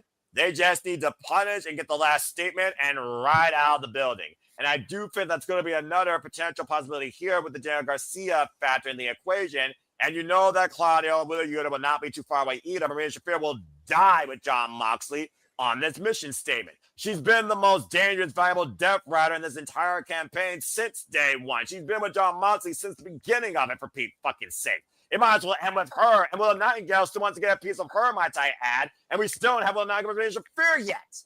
So that being said, we got Darby Allin somehow surviving this coffin match, and if even just for 2 seconds, put in Jon Moxley in the coffin and closing the lid. Because, folks, at the end of the day, that's the stipulation. Put the man in the coffin, close the lid completely, you win the coffin match. What you do after that? Well, with Darby Allin, God help us, and with Jon Moxley, also Darby Allin, you might die. Nick, what do you got to say regarding this? Do you agree with Emmanuel? I have Moxley winning this match. Remember how I said, so this is my brain thinking. Yes. Remember how I said if the Eddie Kingston match happens? Yes. There is only one person to pull Mox out of whatever the hell he's in, and that's Eddie. With the history that those two boys have, it's Eddie. Eddie has to be the one to pull John out of this. You know, John's whole motive is he wants everybody to be like him. He wants everybody to be, like that kind of mentality. I think Eddie comes out. I think Darby loses, first of all, and I think I do think that Eddie, again, even if we do see Eddie in the beginning, I do think Eddie gets involved with this because I do think Gabe Kidd is not far behind. I think we see Gabe Kidd. I think we see Eddie. I think we see also a certain freshly squeezed. And I do. There's a long shot. We haven't seen that man since, to your point, he had freaking surgery on his own right. But who took out that man? Jon Moxley. Yeah. I wouldn't be surprised to see Orange. And there's one more man that I would not be shocked if we saw. Now, if the medical reports are true and he's out for longer than he should be, a certain Switchblade couldn't compete in the Owen because he was taken out by the Death Riders. Yep. Jay White. What are the chances we see Jay? I think this sets up blood and guts. It has to end in blood and guts. I know it doesn't, but it has to, honey. It makes, and I don't know why they did the lights out steel cage match. That was weird. It all should have been revolved around a blood and guts match. Well, I agree. Yeah, but regardless, I think Eddie's the only one. Eddie's the only one to take Moxley out of this funk, out of this delusion or mindset that everybody needs to conform to what he wants to see. And Eddie can be like, no, man, Everybody's from all walks of life. Anybody can wrestle any style they want, right? And then listen, we've had Mox as a world champion. I think it's time for Mox to maybe take a step back. Who's to say he doesn't tag team with Eddie and they go after the tag team championships? I've been there, done that during the pandemic, but again, that's a long-term story in itself. Because I do Yeah. think whenever the Death Rider saga ends and John Moxley goes into hiatus mode, I think he does return a different man, but it has to be the right circumstance. But you're almost looking at an alternate universe happening in AEW because let's be honest here, Nick, the Death Riders have defined AEW now for the last fucking year. Yeah. And I mean, when one door closes, another door opens, right? True Which is that. why I'm saying, like, with Eddie coming back, he can pull John back and be like, this is, your way is wrong. What you're doing is wrong. You know, and he can kind of, again, Eddie can be that guy, that shining light on his shoulder. Be like, what you're doing is wrong, dude. All right, but as far as this goes, though, as far as Saturday, you Mox. actually do have John Moxley. So we got John Moxley and the Darby Allin. Well, this is interesting. Charles, I'm just going to put this in perspective for you. We are approaching 1 year since John Moxley beat Darby Allin for the AEW World Title Number Contendership at Grand Slam. It was September 25th last year, so this truly has reached a full year in storytelling, practically. Not to mention, Darby Allin is right now 4-1 in coffin matches. The only one he lost was his last one that he had over the TNT Championship against Scapegoat Jack Perry back at AEW, all in London. And of course, that was back in 2024. As I said, this is their 5th singles encounter, and Darby Allin has yet to beat John Moxley. Whether or not John Moxley thinks he's ready, I do think these two are looking for a finale, and particularly maybe a fatality. So, Charles, we got one Darby, we got one Moxley. Where do you stand with this? I agree with Nick's point. Mox is winning this. Because truly, at this point, the Death Wires ain't going to truly end until Wrestle Dream. I've still been firm on that for months, for a year now. But despite the fact Wrestle Dream's not in Seattle, it's in St. Louis. Regardless of the city, it's the event itself with the Death Wires truly, kickstart all this madness. It ends there with what Nick said, but too, blood and guts. Because literally, you're going to have to probably agree with Nick about Orange Cassidy kicks in, but Darby's going to have to be involved in the match again. You can't have the Death Riders saying without Darby involved. This is accurate. You just can't. So pretty much that point, yeah, I'm agree with Mox winning this, and the Death Riders truly end at Wrestle Dream next month in Blood and Guts. All right, fair enough. Well, Daniel, by the way, apologies, Dan. I didn't talk about the thing you picked last match. Daniel picked MJF and the tables and tacks. Daniel picked Darby Allin, and I am going with Darby Allin. Again, guys, the Death Riders don't ride and die in defeat. They thrive in defeat off violence and hurting somebody. We saw that Forbidden Door, for example. Again, John Moxley said, what's a belt? It's just an item.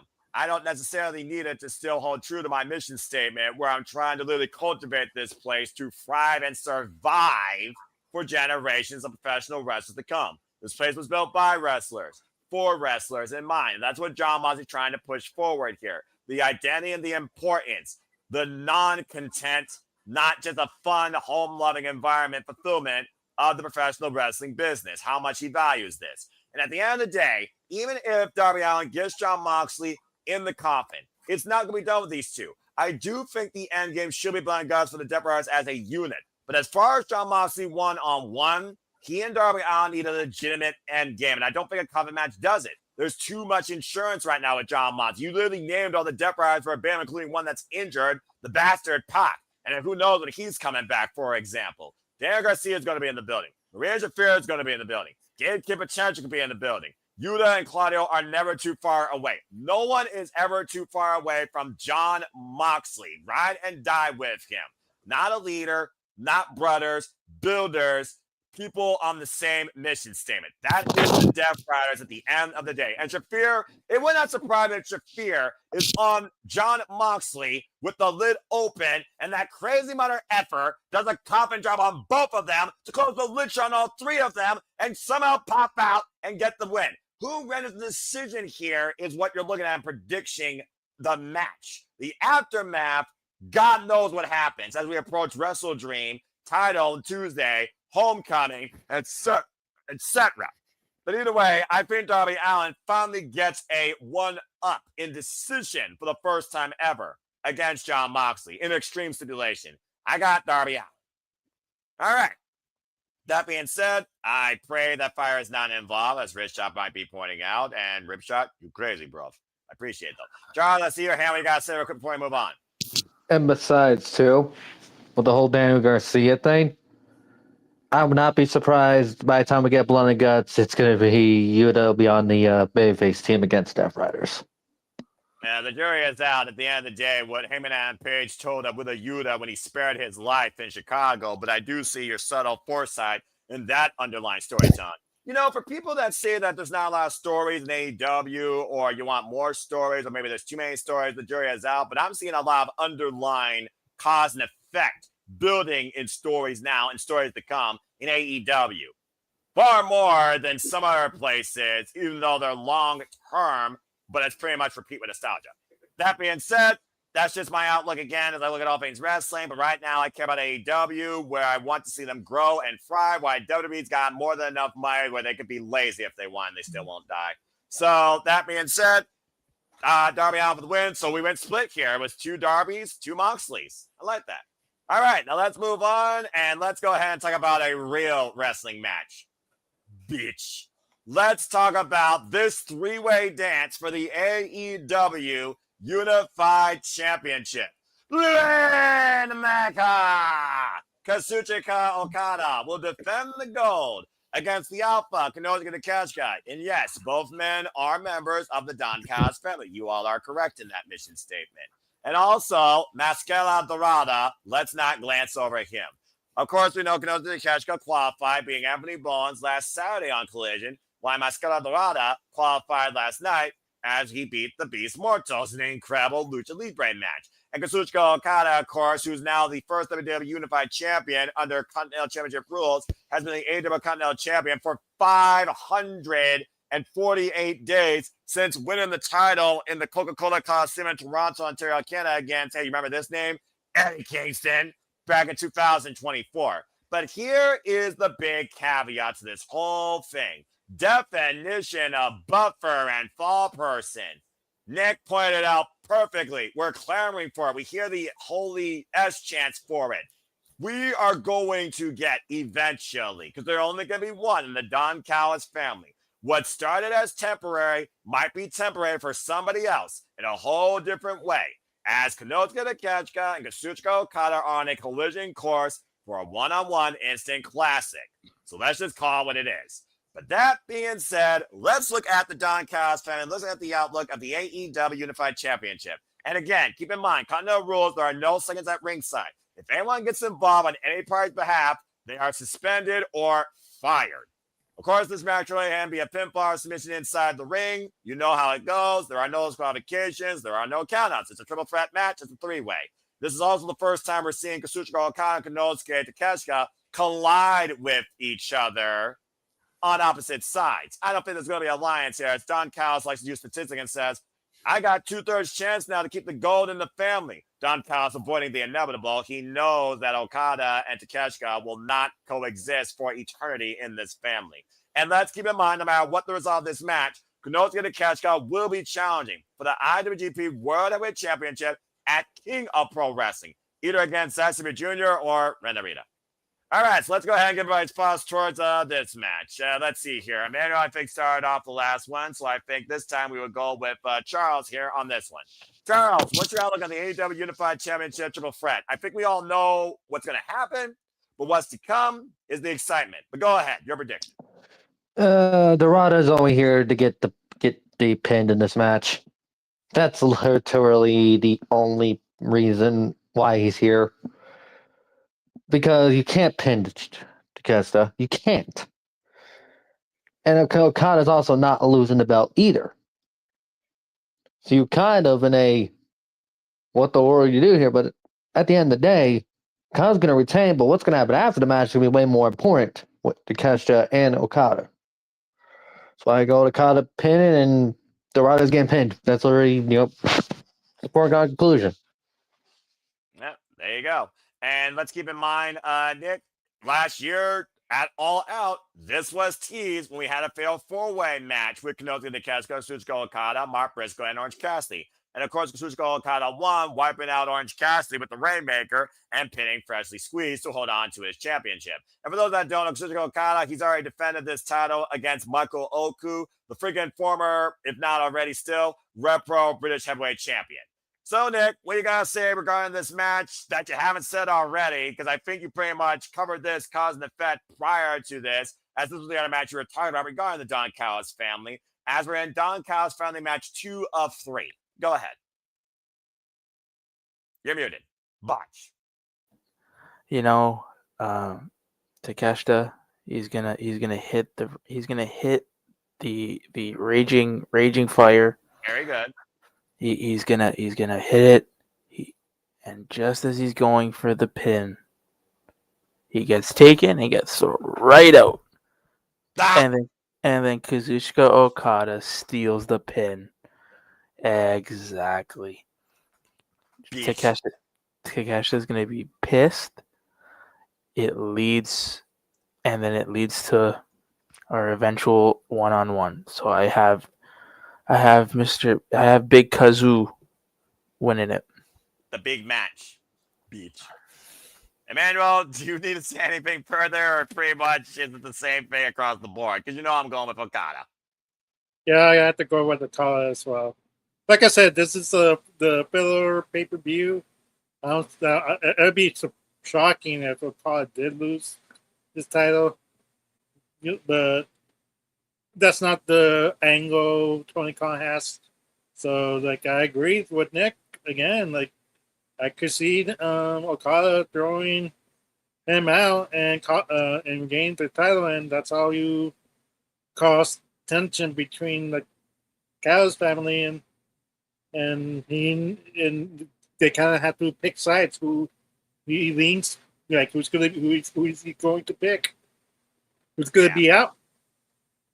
I feel like a screwdriver is coming into play here soon, folks. Just saying, if you followed AEW like I have. So, yeah, this match unanimous. Even Daniel agrees.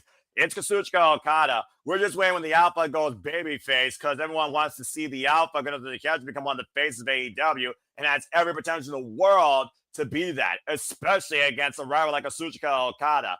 Again, these two have not met each other one-on-one yet at all in their respective careers. And the very first time they engaged with each other was literally last year at All Out. The only time that Kenosuke and Kazuchika Okada on opposite sides is when it was the Elite, Okada and Matthew Nicholas Jackson versus Don Callis family. Kenosuke, Fletcher, and Ospreay, and the Don Callis family won that night. So, again, Okada was not pinned, but the jury is out who truly is the best professional wrestler. And right now, the person with the gold is that. Beach. Think about it like this: a Kazuchika Okada backed by the Don Callis family, and Don Callis has to go up against a Takeshita. But we already know Takeshita is good. But what happens when Takeshita is under? I wouldn't say tutelage, but gets advice from a certain Canadian. He shared history with since DDT Pro. I know exactly who you're talking about. A certain best bout machine. What happens if like I said, a Kazuchika Okada just being backed by the Don Callis family goes up against a Konosuke Takeshita, the Alpha, being trained or being mentored again by Kenny by God Omega. I need to see Konosuke, Kota Ibushi, and Kenny Omega as a trio somehow in a trios match against the Don Callis family. Please and thank you, Tony Khan. Just saying. Golden Lovers and the Alpha, let's fucking go. DDT Pro connections all across the board. And to your point, again, Don Callis, who's been synonymous with creating moments in history might be one of the biggest influences in the professional wrestling business. Kenny Omega, Kazuchika Okada, Will Ospreay, Konosuke Takeshita. It just continually follows that domino effect of some of the biggest names ever in professional wrestling that Don Callis has influenced. And now Kazuchika Okada is underneath his black hat. And Takeshita, we have to remember, Takeshita was the first member of the Don Callis family. That's correct. What if the original member of the Don Callis family is the exact person to destroy the Don Callis family? How's that for long-term storytelling? The alpha coming to life. Just saying. All right. Well, great stuff here. Again, the thing about also this, I'm just going to put this out here again. Not every match needs a story behind it, but any match can build a story from it. And this right here is going to be probably our strongest in-ring work. And this right here already has me clamoring for so much more from Okada and Konosuke in the future of AEW. So I cannot wait for this fucking match. All right. Well, that being said, we're getting towards the end. Now we're getting down to some serious business. So time for my most anticipated match tonight. So I will go ahead and lead this one. Spotlight, please, for Let's Brawl, bitches. I cannot fucking wait for this women's match of my weekend. Let's talk about the AEW Women's World Championship. Timeless Toni Storm versus Jamie Hayter versus Chris Statlander versus the Toxic Spider Thekla. Who will seize the spotlight in the climax that could be the final act, and bloody murder may finally be given to Toni Storm that's looking to be punished in more ways than one? Dadgum. I'm not going to go any further because I feel I'm going to go into an innuendo type spiel. But let's go ahead and talk about the outlook of the AEW Women's World Championship. Toni Storm, who has lived and died 4 different times now for this title, figuring out who she is, why she has become timeless forever, is wondering who's going to give her bloody murder. We, of course, have Jamie Hayter, who is back on the scene, of course, coming back from injury. Jamie Hayter has long-term history with Toni Storm, as we know, because at one point, timeless Toni Storm wasn't timeless. She was an outcast and took it from Jamie Hayter and injured her. Meanwhile, Chris Statlander has not gone after this championship for 4 damn years. 2021, put that in fucking perspective. And she's been trying to prove again once for all that you can't stop Stat. But the subtle influences of Willa Yuta trying to maybe encourage her to be her own person or ride with somebody else is also something we got to keep in the back of our mind. Then you have Thekla right now. That's the most intense, violent bitch added to the AEW Women's roster, where Jamie Hayter is still going to take her damn head off. As we saw this past Wednesday, to your point, that no-holds-barred match with Clean Amanada and Thekla, it was Thekla that won, and the Triangle of Madness and the entire WWE Women's division ran roughshod. But it ended with Jamie Hayter and timeless Toni Storm in the ring as Hayter was looking to hit Toni hard with some Haterade, as Chris Statlander walked away as the champion was being bludgeoned. Timeless Toni Storm, by the way, folks, is now the 4-time record-setting AEW Women's World Champion who's been in this run now for 216 days, defeating belt collectors, champions that last forever, minions, divine goddesses, dance partners, and even someone that was glamorous in this run alone. Now, you guys know how Fatal 4-Way goes. There are no disqualifications, there are no countouts. Again, we talk about the Triangle Madness from the Tailgate Brawl. They could get involved here. Queen Amanada get involved here. Anybody can get involved here on anyone's behalf, except Luther. He's still out injured, apparently. I don't even know if Luther's going to be part of her entrance. And I have no idea what sort of over-the-top theatrics that we can expect from Timeless Toni Storm when you see her entrance live in black and white and red. Maybe blue, because again, Maple Leafs. That being said, everything has an end. The curtain is finally pulled at the closing act of every play. The longest play in Shakespeare history, by the way, is Hamlet. I think it has like 4,000 pages or something like that. It's absolutely fucking ridiculous. But I do wonder, is Timeless truly forever, or is time finally up? All 3 of these women are worthy of being the AEW Women's World Champion. And the funny thing here is, Jamie Hayter is a former, Chris Statlander has yet to be one, and Thekla, of course, coming from Stardom, is a former SWA Stardom champion. as well as a goddess and an artist champion. She is also the newest bitch in the scene, and then we're still waiting for Jamie Hayter versus Thekla one-on-one. But she has the Triangle of Madness, Sky Blue, and Julia Hart. Sky Blue and Julia Hart, of course, were the undoing of Chris Statlander's TBS championship run. Jamie Hayter has had wars with Julia Hart in Out of Respect, and Jamie Hayter recently came back from injury. The last time we saw a fatal four-way, by the way, for the AEW Women's World Championship involving Toni Storm, she won it when it was vacated by Thunder Rosa. So this match is already in the champion's favor when it comes to history. Part of me really thinks that this is the time we finally have a brand new AEW Women's World Champion because, to many people's point, she has gone through the entire roster. But I look at the stories in play here. I've been waiting for Jamie Hayter versus Toni Storm one-on-one for the longest time. I look at Chris Statlander trying to figure herself out, not getting a one opportunity since Nyla Rose at Revolution 2021. Put that in fucking perspective. I look at Thekla, where right now she still is trying to terminate Jamie Hayter and vice versa. You already got Thekla and Jamie Hayter waiting outside this program no matter what. That leaves Chris Statlander and Toni Storm. How do we get there with Chris Statlander's mind being upset right now with Wheeler Yuta's constant influence? And you know Yuta's going to be involved here to try and influence this match, if not Marina Shafir. Again, do the Death Riders want Chris Statlander? Does Chris Statlander need the Death Riders? Does Chris Statlander follow John Moxley's wisdom where he said, don't ever let anyone tell you who you are or what you're worth? And does that include Wheeler Yuta? Simply put, I think this leads to Chris Statlander versus Toni Storm for the AEW Women's World Championship.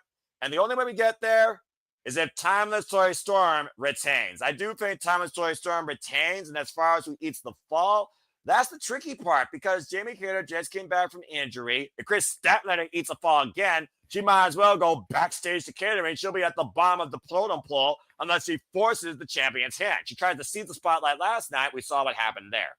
But I do think Chris Statlander and Toni Storm is a match to follow this. But the only way that happens is if somehow Timeless Toni Storm survives this orgy of badass bitches trying to literally break her body in half and seize the AEW Women's Championship. So that being said, I think that Timeless Toni Storm does retain. And unfortunately, I do think the fall person is going to be either Jamie Hayter or Thekla. I don't think it's going to be Chris Statlander. But I got the champion retaining. Now, let's go ahead and see what you all think towards the story of all four of these women's futures towards the title, cause and effect, and if you have a new champion, or do you think AEW remains timeless? By the way, this is how you represent a women's championship, folks. Learn something, other companies, just saying. Charles, what's your thoughts on this Fair 4 for the AEW Women's Championship? Who you got leaving with the gold? I like you just put it right on me. Just put me on the bus here. Okay. Oh. Damn it. Yeah, I expect Toni to retain here. It's like not time yet for her to lose the belt. But the only thing I'm more curious about is the Statlander thing with Yuta and Shafir. That's going to be the only thing that's probably going to come out of this match. And also, we got another thing, too. Willow Nightingale as well. You do keep talking about her. Literally, it's like something's going to happen in this match in particular. But as far as, like I said, Tony's retaining. And unfortunately, I'm sorry, Jamie Hayter, but you're getting pinned in this. I can't see Flacco getting pinned. I can't see Snack getting pinned. Just how it's got to be. Well, and also, the reason why, it could set up Jamie Hayter snapping on Toni Storm in the future even more after this match. Jamie Hayter goes full-on rogue. Exactly. Well, Hayter hits hard, and we're going to be hitting hard this match for sure. And I think a lot of people are going to be hard after this, to say the least, in a different way. But I'm just going to leave it at that. All right. Well, that being said, Noah. It's Timeless Toni Storm. She's the innuendo queen, and I feel like it's rubbing off on me. And I don't mean for that to rhyme as the simple man and the virgin of the simply predicting community. But again, that being said, Daniel also agrees that Timeless Toni Storm is retaining. Emmanuel, what do you think about this Fair 4 for the AEW Women's World Championship? Chris Statlander and Toni Storm have never had a one-on-one match. Jamie Hayter, of course, lost the title to Outcast Toni Storm. And Thekla and Toni Storm have never engaged each other yet. in battle. So what do you think about this match? Go ahead. I mean, like, it's gonna be. I think it's gonna be a clean sweep, but like, Tony Storm's gonna win this match, unfortunately.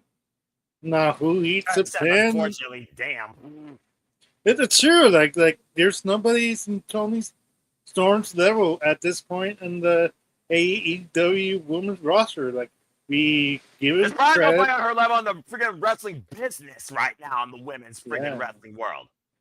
Yeah, and that's the problem. Like they really need to step this up and find a way to give one of these ladies an opportunity to be the next Tony Storm, because like at this point, like there's nobody in my point of view to able to dethrone her. Like they're keep the title like for another year at this point. Like because like I do not see anybody dethroning her anytime soon.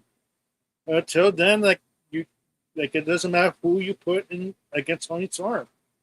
Like everybody loves her. Like they love the gimmick, and it's one of those like unfortunate things that Tony Khan needs to find out how to make a character more intriguing than the Timeless. That's the truth. I can understand your point as far as that challenge goes, but they definitely got more than enough character dynamic here with these violent bitches. I'll tell you that much. Nick, timeless Tony Storm of any facet has been locked with Jamie Hayter in their respective careers since 2018 when they first faced off against each other in the She Won in Pro Wrestling Eve in a three-way with Chris Wolf. Jamie Hayter won that night against Chris Wolf and Tony Storm. As I said earlier, the last time that Jamie Hayter got her hands on Tony Storm, it was during the freaking contendership Casino Gauntlet match when she was Motley Crue in January. Prior to that, we haven't seen Jamie Hayter mess with Tony Storm since she was an Outcast in May of 2023 when she lost the title to her in the first place with an Outcast team up. But again, I do think Jamie Hayter and Tony Storm could also be another one when it comes, but right now, Jamie Hayter has a Toxic Spire to deal with, so that's why I think she's going to run the Madness Gauntlet before she goes after the championship, let alone reacquire it. It's just good to see Jamie Hayter back on my screen, because yeah, I'm a hater, and also sick and fucking tired of seeing people getting injured.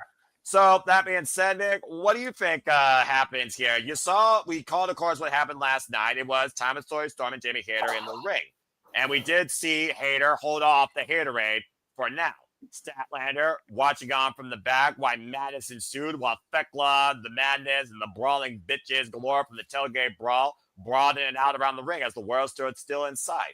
So, what do you think happens here regarding the AEW Women's World Championship and all four of these women going forward? Go ahead. Again, you're seeing this live. I have two questions to ask. Go for it. First question, and you guys are all gonna look at me funny, and everybody's gonna not take my predictions seriously anymore. First question: Do we know who injured Camille? No. And by the way, shout out to Kaylee Lammer. You can follow her on YouTube where she gives you Bible lessons and her run through on workouts and just her absolute Southern virtual hospitality. Wonderful individual. God bless her. Second question, and I'm going to ask it, and then I'm going to answer it myself. Go for it. Where is the next Dynamite being held? The next Dynamite? You mean like literally after the pay-per-view? Let's see if my screen. What you trying to instigate here, bro? Because we know that we got freaking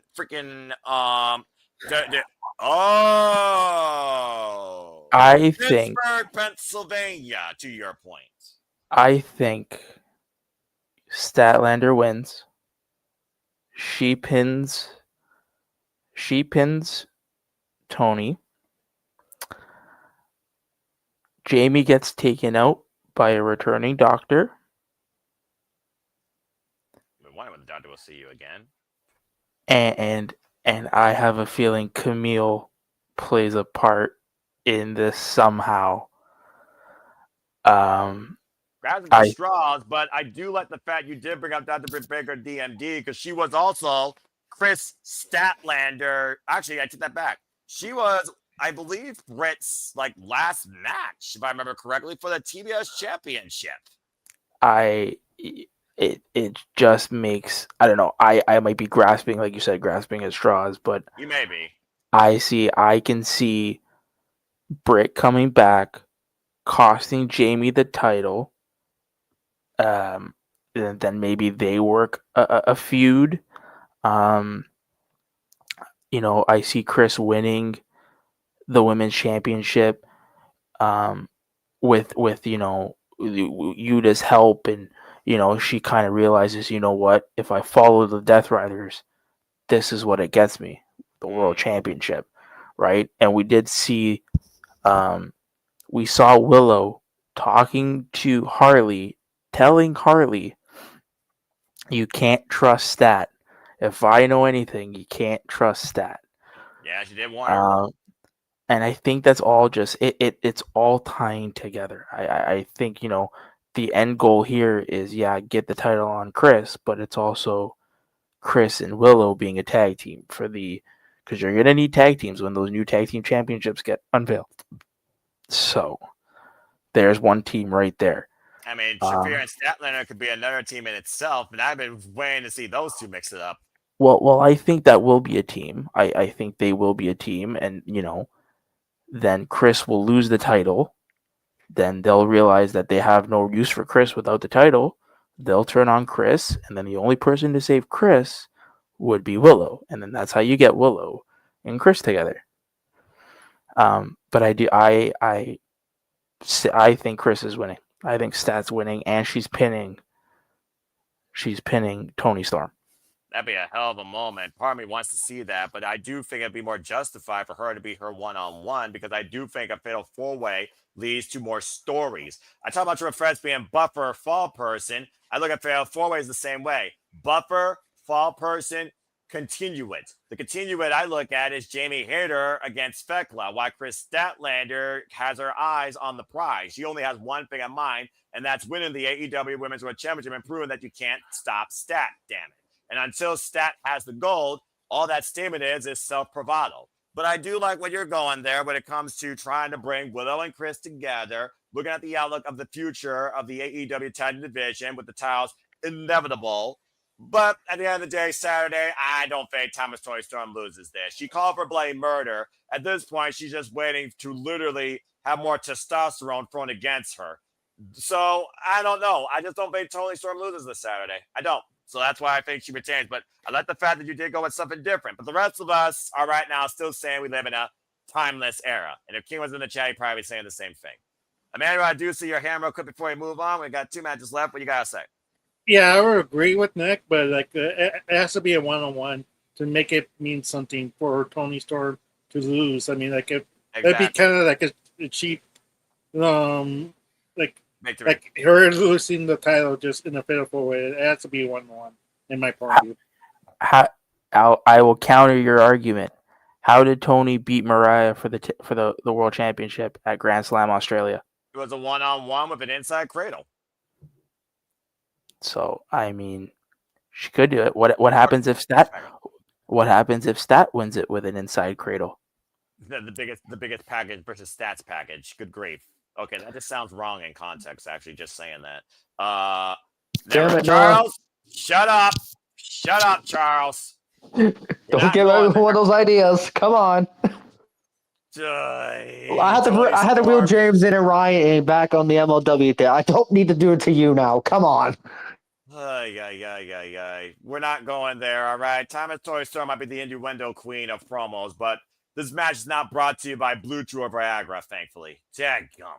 All right, moving on. Or Victoria's Secret. Moving on. We got 2 matches left. Let's go ahead and talk about our semi-main. Let's go ahead and talk about the AEW World Championship. Talk about the future. What's the future look like for the Proto Star and Heyman Adam Page's neck after being dropped with a vertical drop brainbuster off the apron for a table to the floor? Heyman Adam Page versus Kyle Fletcher. And the stipulation of the contract has it where if the Don Callis family gets involved, Kyle Fletcher will be stripped of the TNT Championship, as Kyle has become the first man to hold both. No it. Hold on. What? So we only have 2 matches left. Yes. I think we should save this match because this match is officially the main event of the show because Really? the match, yes, because again on the always card subjects to change always, but on the media scrum, Mm-hmm. Tony announced that the other match is opening the show. What? Christian is the opener? CNC versus FTR will be opening the show. Wow. They really want to give them the biggest pop whatsoever as soon as the audience are in their seats. So I think we should switch it and talk about this match first, and All then right. yes. All right. Yeah, all right. I can respect that. Fair enough. Thanks for that update. Damn, that took me by surprise. Okay, but still, I'm fucking looking forward to this shit. Let's go ahead and talk about it then. Let's talk about Adam Copeland and Christian Cage versus FTR. First time ever, what could be a dream match in many professional wrestling fans' eyes. Two of the best tag teams of their generation that go back harkening to tag team traditions are facing off. We've already seen Dax Harwood get blood drawn from him by Adam Copeland and Christian Cage twice. Of course, Adam Copeland and Christian Cage have been brothers in this business now for over 2+ decades. And this is the first time in over 20 years these two are teaming together in their hometown, Toronto, Ontario, Canada. And of course, Stoke will be there. Who gives a damn? He can't even grab holes. Who gives a care about him in Canada and Toronto? Anyway, Adam Copeland and Christian Cage teaming up Circumstance against FTR, Dax Harwood, Cash Wheeler. Okay, this is going to be a fucking fight. Let's fucking go. As we know, Adam Copeland came to AEW to tag with Christian Cage for one last time, one last run, prove to them that we are the best team of all time. Let's show them what we can do. How did that start off? With Christian Cage holding the TNT Championship and telling Adam Copeland, fuck you. Particularly, go fuck yourself. Spin the clock forward as Adam Copeland warned Christian Cage of the inevitable of his future with his family, his freaking patriarchy, that betrayed him after they lost at AEW All In Texas, literally this July, when Adam Copeland came to Christian Cage's aid with Spike and said, go find yourself. Not to mention, between this time, we saw the TNT Championship change hands fix to Spike and Christian Cage's uprights in an I Quit match, and that was also here in Canada. Now we look towards what's happening now with Adam Copeland and Christian Cage after Christian Cage came to the aid of Adam Copeland by circumstance, and the two have decided to team together to take care of two problems. While Christian Cage is Adam Copeland's asshole, they still might prove to be the best duo in AEW and one of the best duos ever in tag team wrestling. While FTR, the Revival, have been nothing but tag team wrestling, have been tied with particularly Adam Copeland since they've been involved in the business. Hell, when Cash Wheeler was homeless, Adam Copeland had him live with him and gave him a chance on the business. The rest is history as we come now all the way to this. In what could have been a dream match, they now call it a charity case as it looks to end Adam Copeland and Christian Cage's careers once and for all. And now we're at this tag match. Again, we've already seen blood drawn from Dax Harwood twice at the hands of Adam Copeland and Christian Cage. So, the cause and effect, the future of the AEW Tag Team Championships and the AEW Tag Team Division might literally be on the line here with two trailblazers in AEW and two trailblazers in Tag Team Wrestling. Last time we saw FTR in Canada, by the way, at NXT TakeOver Toronto, they lost to DIY in a hat trick in that 2003 Falls match where they lost the NXT Tag Team Championships. So what happens here with Adam Copeland and Christian Cage returning home to Toronto, teaming together in over 2 decades against FTR for the first time ever? Nick, since you were the one that gave me that news, you're going to be there live. You get to experience and be part of the a cappella chorus of Metalingus in the Scotiabank Arena. Let's go ahead and get your thoughts first towards this dream tag match for many fans. What's your outlook towards and who you got winning? I mean, you can't. You got CNC will probably win. I'd be shocked if they didn't. If I was booking it, I would have it go to a time limit draw. You realize this match is a 60-minute time limit, right? I mean, to be fair, we've seen draws before, even under 60 minutes. But, Rob, this is pay-per-view. That's fucking ridiculous. Yep. Have it go to a draw.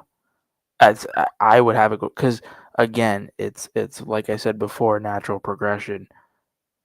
You have to. CNC are winning the tag team championships. it just makes sense that they win it. It's a triple threat match with them, FTR, and the Bucks. Now, how you get there, I don't know. But think about it: just the Bucks, FTR, CNC, tables, ladders, and chairs match. Obviously, you can't call it that, but them three in a match like that, that would slap. Especially if they do happen to come back to Toronto. I think it was asked on the media scrum again, would Tony be interested in running the Rogers Center, which is our baseball stadium? Right? Like, there's so many options. So that's what I'm saying. If I had the pen, I would take it to a time limit draw. But I think Cage and Christian win. Cage and Cope win. All right, fair enough. Well, this is the first time I ever seen Adam Coleman and Christian Cage team together in the Scotiabank Arena in Toronto, Ontario, Canada. Of course, these two have been together in this business since they wrestled back in Lincoln Park, Michigan, back in 1995, just to put that in perspective. And of course, they've been influenced by so many, including Scott Demore that runs Maple Leaf Pro Wrestling. Ironically enough, though, Charles, the last time that Christian Cage and Adam Copeland were in Toronto, Ontario, Canada, it was the Coca-Cola Coliseum when Adam Copeland beat Christian Cage in an I Quit match. So that being said, while Nick's calling inevitably for these two to become AEW Tag Team Champions and have one last incredible run that might reek of awesomeness, what do you think about this match? Well, put it on me. Yeah, Adam Copeland and Christian is winning this. I can't see them losing. I just can't. There's no way. And also, as far as to Nick's point about maybe to lead to the triple threat thing, they could call Full Metal Mayhem. That's the alternate name that can be used for TLC. Whichever company has used that, to be fair. TNA. So pretty much, you can't call it Full Metal Mayhem. It's still the same match. It's just a different name. But as far as this goes, yeah, Copeland and Christian win this. It's like, you can't go any other way. And also, again, Stokely cannot get any hose. And that's pretty much the conclusion. Damn. Had to bring that up. It wouldn't surprise me. What? It's not our fault. He's the one that said it. It's not our fault. Now, no, this is. Are we for sure that this is a 60-minute time limit? Well, I would think it would be, but No. since it's not title, maybe not. Maybe it's 30 minutes. So I guess actually that would make more sense to go to the draw. So I could see that, especially under the blood that was drawn. These two can't seem to stop fighting each other. They might literally fight forever. If it's 30 minutes, I could see your point to a draw, in which case the match would be thrown out because nobody wins. But I think there will be a decision rendered. I'm just waiting to see all the callbacks that we're going to see, because you know that Adam Coleman and Christian Cage and FTR are going to call back all the great Canadian teams, including not limited to the Hart Foundation, let alone each other's repertoires. It wouldn't surprise me if Adam Coleman and Christian Cage use a damn shatter machine. That being said, I also do agree that Christian Cage and Adam Coleman are going to win. This is going to be a hell of a moment. And this is not going to be the only time we see these two teams face each other in the ring. Guarantee. Emmanuel, anything you want to add further before we move on to our main event? I mean, what a treat for Adam Copeland that he finally gets to wrestle the two people who trained him when he came back to WWE Royal Rumble and basically start his career again. It's like even though like we know like that's the deep side of it, like it's going to be a proud moment that he finally worked with them on a tag team match. So they're going to try to do their best to steal the show. I'm kind of surprised they're going to do this as the first match. Top that shit, quite literally. They've set the pace. Yeah, so good luck following that second match of the night. No, don't worry. It'll probably be this. Yeah, probably. Thought it was the easiest match on the whole show. This is also accurate. So it's but yeah, I think they're gonna turn the house down, and hopefully this ain't the end for Al Copeland and Christian Cage. But for me, I wish this was that from last year, because by now, Anna Copeland should have been retired, but injuries happen and life happens. So Chasing the it's one of dragon. those. Yeah. So for me, I wish this would have happened from last year, a little bit too late, but I'm glad we finally having this match. Well, I'll tell you this much. This versus the mixed tag, it's going to be a who's who as far as your outlook towards both matches and which one you take more away from as a fan. Again, Seth, Becky, CM Punk, meh. AJ Lee, let's fucking go. Christian Copeland and FTR could be the tag team match of the year. So again, we will see what happens, especially when FTR has been almost tag team of the year with some of their matches. Dadgum. But yeah, I don't see Copeland losing, and neither does Daniel. At this point, it's a matter of who eats the fall if it doesn't go the 30-minute time, because I do think it makes sense for a decision to be rendered because they're back home. I also think Stokely needs to get bitch slapped by Beth Phoenix, but that's a whole different conversation. Anyway, I got Christian Cage and Adam Copeland. All right, well, we've had a lot of great talk, a lot of great thought analysis on the future, cause and effects, some unique storytelling, some unique story building elements that might come into play after Saturday. But let's go ahead and get right into it. Let's go ahead and talk about what might as well be. It's the damn champion, for Pete's sake. Let's go ahead and talk about the main event. The AEW World Championship, the cornerstone of this company, held by Hangman Adam Page, who freed it from that briefcase at All In Texas, now finds himself against the proto star Kyle Fletcher, who's looking to do what Hangman Adam Page was unable to do back at All Out 2019, the very first All Out in AEW.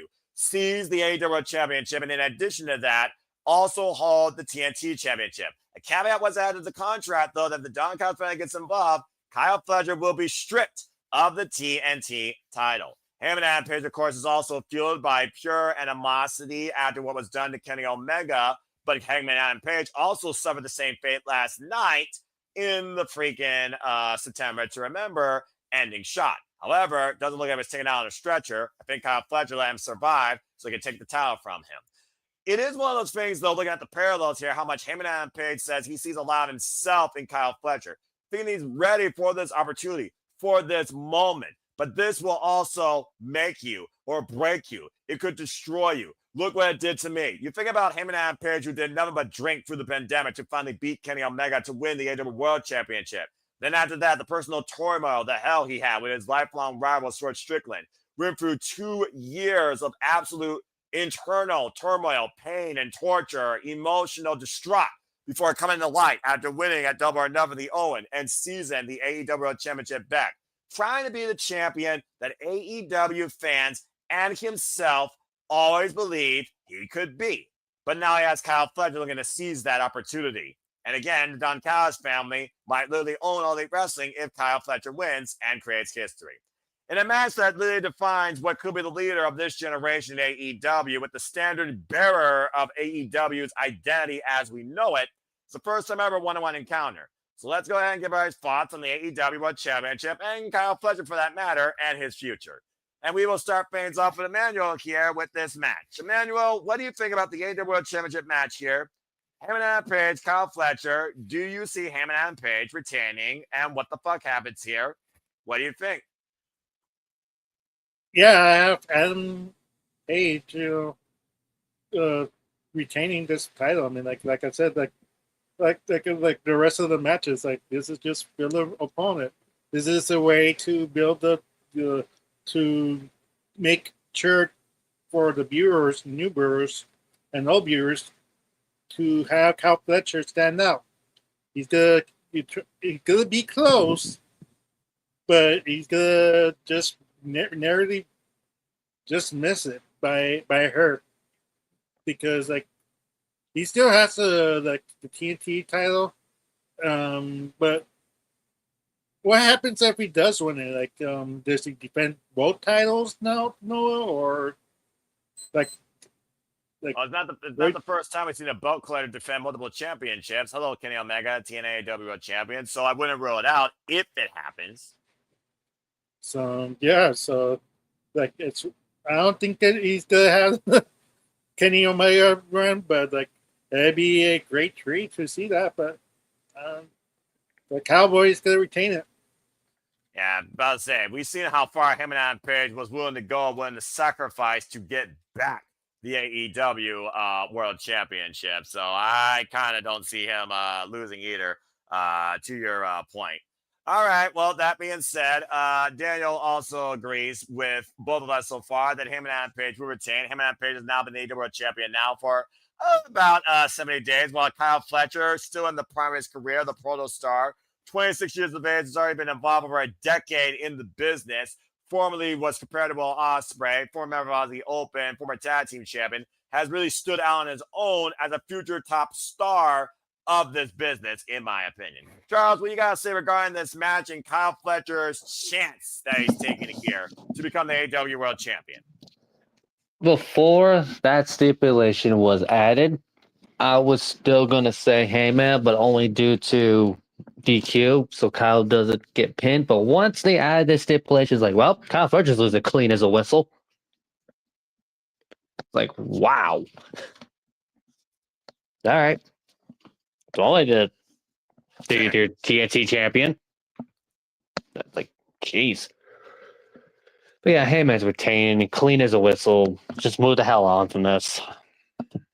Yeah, it's going to be another one of those matches of more of a psychological take here, like the match with MJF, where, I mean, wasn't it clean with MJF when he whacked him in the face with that contract and buckshot at his head off? Will we get something similar here where the TNT title comes into play, or does Heyman actually cleanly take his head with a buckshot lariat?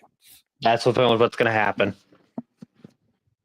Or they're not going to repeat the same finish back to back. No. I mean, I don't know, man. I mean, we've seen the table come into play. Table could be also his undoing, especially if it's not used necessarily as a weapon. But if Kyle Fletcher goes to that brainbuster again, I don't know. We'll see, though. But either way, you got him and Adam Page retaining? Pretty much. About clean as a whistle at this point. All right, fair enough. Well, you are talking about the long-term idea of MJF once again seizing the title with the exactly. But again, we got to go through what is it? Winter is coming, which we know is going to happen most likely, where MJF will once again defend the Dynamite Diamond ring. Just also put that in perspective, folks. All right, and that leaves Nick to close things out here with this last match and this last spot ahead of seeing it live and ahead of what we bid you all find out do. So, Nick, close this thing out and give your thoughts to the AEW World Championship. Kyle Fletcher, Heyman and Page. The sky's the limit for the Proto Star. But Cowboy shit right now is trying to ride high and bring AEW back to its fine light where the best wrestle. And we're looking at two of the best right now that are going to try and bring the best wrestling match that they can against one another for the first time ever. What Heyman and Page took on 6 years ago, 2 months into AEW's existence, here's Kyle Fletcher on the verge of AEW's 6th anniversary. What do you guys say regarding this? A clean sweep. Hangman. It's Hangman's title. And then this starts. The way I would see it is Hangman wins, and then big changes come for the Don Callis family. Maybe some members get kicked out. Considering this would be 1 win, 2 losses for the Don Callis family on Saturday night, based on our predictions. It's time for people. I think that the group is getting a bit much. I think it's time to cut some people. Yeah. And I mean, that's one way, one member. I mean, you don't need. Where's Trent Beretta? Like, you know what I mean? There's people in this faction that we haven't seen in a while. Like I said, Trent Beretta. Rocky Romero at times. Lance Archer we see at times. Brian Cage. Injured. Exactly. What happens when he comes back? I think it's time to start trimming the fat off that group. All right. Well, fair enough. Well, last night we had September to remember. You got Saturday you won't forget. We're going to go all out this Saturday, but I think we went all out tonight on predictions as we close thing out, going unanimous with Heyman Page beats Kyle Fletcher and holds on to the AEW World Championship. All right. Well, great job. Great job, everybody. So, folks, what are your thoughts? What are your predictions? What's your biggest anticipations towards AEW's future heading into their 6th year? What's your outlook on AEW All Out? What match are you most excited for? What do you think would be the most surprising circumstance to come? Let us know your thoughts in the comments down below or in the chat as we close this thing out. Great job, everybody. Be sure to do the form. I'll be sending it across my social media, so stay tuned for it, as well as the nebula of the No DQ Galaxy and all of you in our chats. You know who you are. So thank you all again, once again, for tuning in to another Just Sleep Addicting. Let's go ahead and chill and get the fuck out of here and go to bed. So, Charles, always a pleasure, man. Go ahead and so the people can find you. Okay. I just lost my train of thought. Wow. Damn. Okay. Wow, dude. What? All right. Oh, Tutel Crandall on Twitter. There you go. There you go. He figured It disappeared for some reason. I'm about to say, yeah, and then you got it all of a sudden. And last night we talked about. You know what? I've been thinking about food now. Damn it! I've been thinking about food now because Nick's been in here this whole time. Well, Blame you, Nick. Blame you for my losing my train of thought. Nick's the founder of his favorite restaurant order. That's what his freaking graphic should be. It should be a restaurant menu. That being said, appreciate you, Charles. Should be. JJ, get to work on it, bruv. Nick, again, have an incredible time live. I'm sure we'll see you during the pre-show and in and out on the brief, and I do mean brief sticks that AEW All Out gives us and gives you a moment to breathe and grab a drink, or if your phone works with the Wi-Fi. Anything you want to say real quick and close, and where can people find you? Y'all can find me on X and on the Spaces with all these boys here. You can find me every Saturday in the shenanigans. Saturday should be fun. Saturday. Should be a fun time. It's gonna be a fun night. I'll be live after, and then I'll probably be in the Rock and Rope Spaces as well. So catch me there, and then I'm a bounce. See you guys later. All right, Nick. Have a good night and have an incredible time Saturday. You and the missus. Be safe, and God bless you and your wife. Thank you so much. Emmanuel, always a pleasure. Good luck, man, as you continue in the All Elite League. Where can the people find and connect with you and Arlene? You can follow me at Facebook, Emmanuel Dominguez, Instagram, EDM7224, and on the X, EDM7224 as well. Arlene Dominguez on Facebook, Arlene Dominguez on Instagram, and ADM72244 on the X. And Scrooge Johnson. Well, we had to get it. We had to get it in there eventually. Eventually, it doesn't matter which company we're doing Simply Predicting for. Emmanuel will still find a way to include F. John Cena at some point during this entire show. Arlene beat you up last night. She could very well do that again. And shout out I was going to say, I was kind of expected at some point Emmanuel's probably going to get beat up again during this show. Yeah. Don't give Arlene ideas that she should beat me up again. She can hear me from here she comes again. Uh-oh. You're busted. And until it's twice back-to-back nights, folks. Or not back-to-back, but Tuesday and Thursday, Emmanuel has been beat up now by Arlene.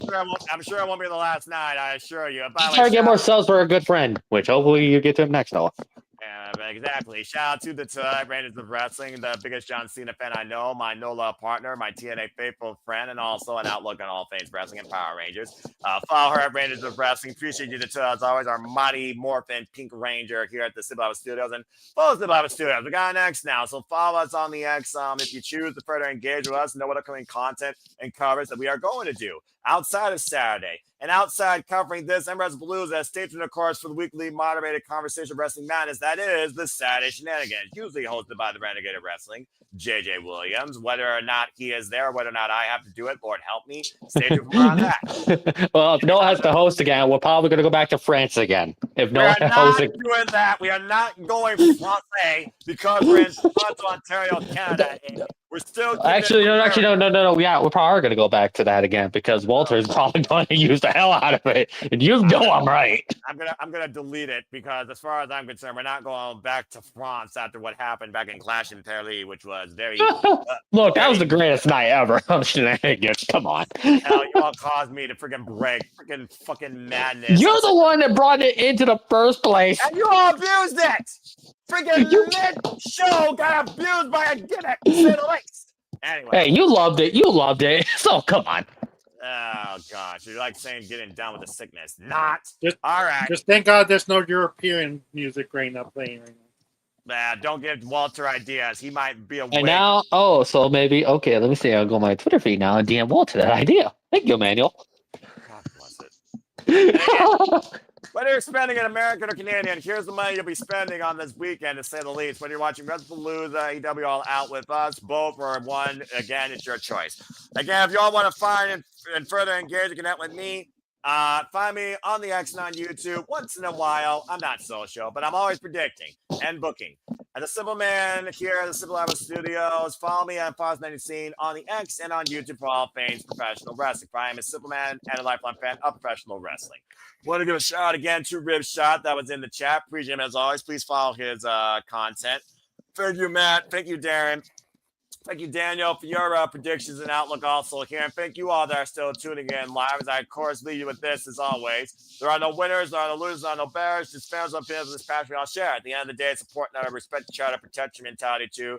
Treasure your families no matter how much they annoy you. And judge their love and enjoy professional wrestling. It is truly as simple as that. Nope, do not ever believe in Chase U. I'd rather believe in Joe Henry. Ah, fuck, I said it. Say his name and he appears. I believe in Joe Hendry. Without saying it last night, and fucking said it here. Got ya. Fuck you. And stay tuned. We'll be leveling up soon here with Simple Lab Gamer as well. And if you haven't already, thank you for helping my friend reach his 200 milestone. Let's get him to 300 now, and God help his liver as he takes on hot shots if he does so. So follow Walter Cruz at the Rage of Wrestling if you haven't already. Subscribe, like, subscribe, comment, and tell a friend. That is the Rage of Wrestling. Walter Cruz in the Bearbase will tell you how to do it as always. Get it, got it, bueno. Again, she wasn't here, but we always appreciate our Canadian connection, including our Canadian friend Ash, who is always batty for wrestling. So follow and subscribe to her today at Batty for Wrestling. Follow her on the X at Shadow Pat Dash, and on YouTube at Batty for Wrestling. Me and her might start doing NJPW preview podcast here very soon. And check out me and her with our one-on-one conversation on the Simple Session here at my Simple YouTube channel. Again, don't be a dickhead. Subscribe today for Batty for Wrestling if you're a lover of bloody techers and professional wrestling, especially New Japan Pro Wrestling. Appreciate her as always. But that being said, it's really as simple as that. So thank you all again for tuning in. Please don't forget to comment, tell a friend. Again, subscribe. Fuck Chase U. Subscribe. Hit the bell as video goes live. Damn you, Noah. Don't be disrespectful to Chase U like that. I always will be, then, now, and forever. Hit the subscribe button to know when the next videos are live on demand across any of the channels here at the Simple Labo Studios. I assure you our content, our creativity, our passion, our outlook, our criticisms are not going to let up anytime soon. Again, shout out to Jeff motherfucking Meacham that was here earlier as well. And stay tuned for the relaunch of the Jeff Meacham Network January 4th. And shout out to the Bellas. I wish them nothing but the absolute best. Again, there's nothing more genuine in this world than having true friendships and being there for your friends. So don't take friendships, don't take people, don't take life for granted. As good old JR says, tomorrow is never guaranteed. But that's all I'm going to say for you for now, as we are entering Friday here on the East Coast, and soon on the other coasts, it will also be that time. So thank you for tuning in once again, whether on demand or live. You all continue to make this possible for us here, and the passion, content, creativity, and outlook is not going to let up anytime soon. With that being said, I rambled on long enough. I kept y'all here long enough. We went all out long enough, so I think we're finally going to bid you all now a fine adieu in typical British game show fashion. So, for one half of the Mingus, I can't help but shut up about his John Cena hatred, even though he gets beat up by his sister. Emmanuel, say goodbye. Bye, everybody. Enjoy All Out. There we go. Very nice. For Charles Schultz, that was unable to cause any sort of fallout here tonight, thankfully, and kept himself above the freaking sewers and on the streets, virtually. Charles, say goodbye. Damn it! I launched myself into that. You damn fucking right, you did. Goodbye, and believe with Chase U, and believe Chase University. No. And again, on behalf of Nick that was here, and behalf of all of you that watched along, thank you so much. It is a goodbye for me. So until next time, I am on your screen, or any of us here are on your screens or interfacing with you on the internet wrestling community, self-proclaimed, it seems. Take a positive impact in life, and have a good night. And thank you for tuning in to another edition of Simply Predicting as we prepare for AEW All Out and WrestlePalooza. It's a double feature day on Saturday. We're going all day long and into the night as well. Should be a lot of fun. We hope to see you there. Have a good night, folks. We'll see you Saturday for all the fun and the shenanigans that are ahead. Take care. Get those predictions in. And again, be wise with your money. And thank you for tuning in. Have a good one. On this day, I see Copyright. clearly. Copyright. Damn it. Hey. Copyright. Come to life. And a place and a phone can dream. Okay, well, fuck it. I'm not monetized. So freaking acapella stuff coming on here. All right, that's enough. You all can save that for Saturday when he comes out. Again, that's going to be a hell of a pop. I can't wait to hear that. And that's going to be the loudest acapella singing, I'm sure, for Metalingus. While Christian Cage, asshole, comes out to his typical non-lyrical theme, and you get your 5-second grumpy face meme set up as soon as they're in the ring. It's become the new 5-second pose, apparently. No, you know it would be epic if somehow, some way, AEW gets. If you're close, your eyes is that. Non-copyright. Also, fuck Canadian karaoke. That's next weekend. You all better save your fucking money on bills, whether you're in Canada or America. All right, I ain't singing none of that shit. He needs to know what he's saying. Shut it, Charles! All right, I'm hitting the button. That's enough, you freaking yahoos. Freaking Aaron Riff has the warm-up. I have the freaking post close-out. All right, bye, folks. Thank you again. Good night. Yeah.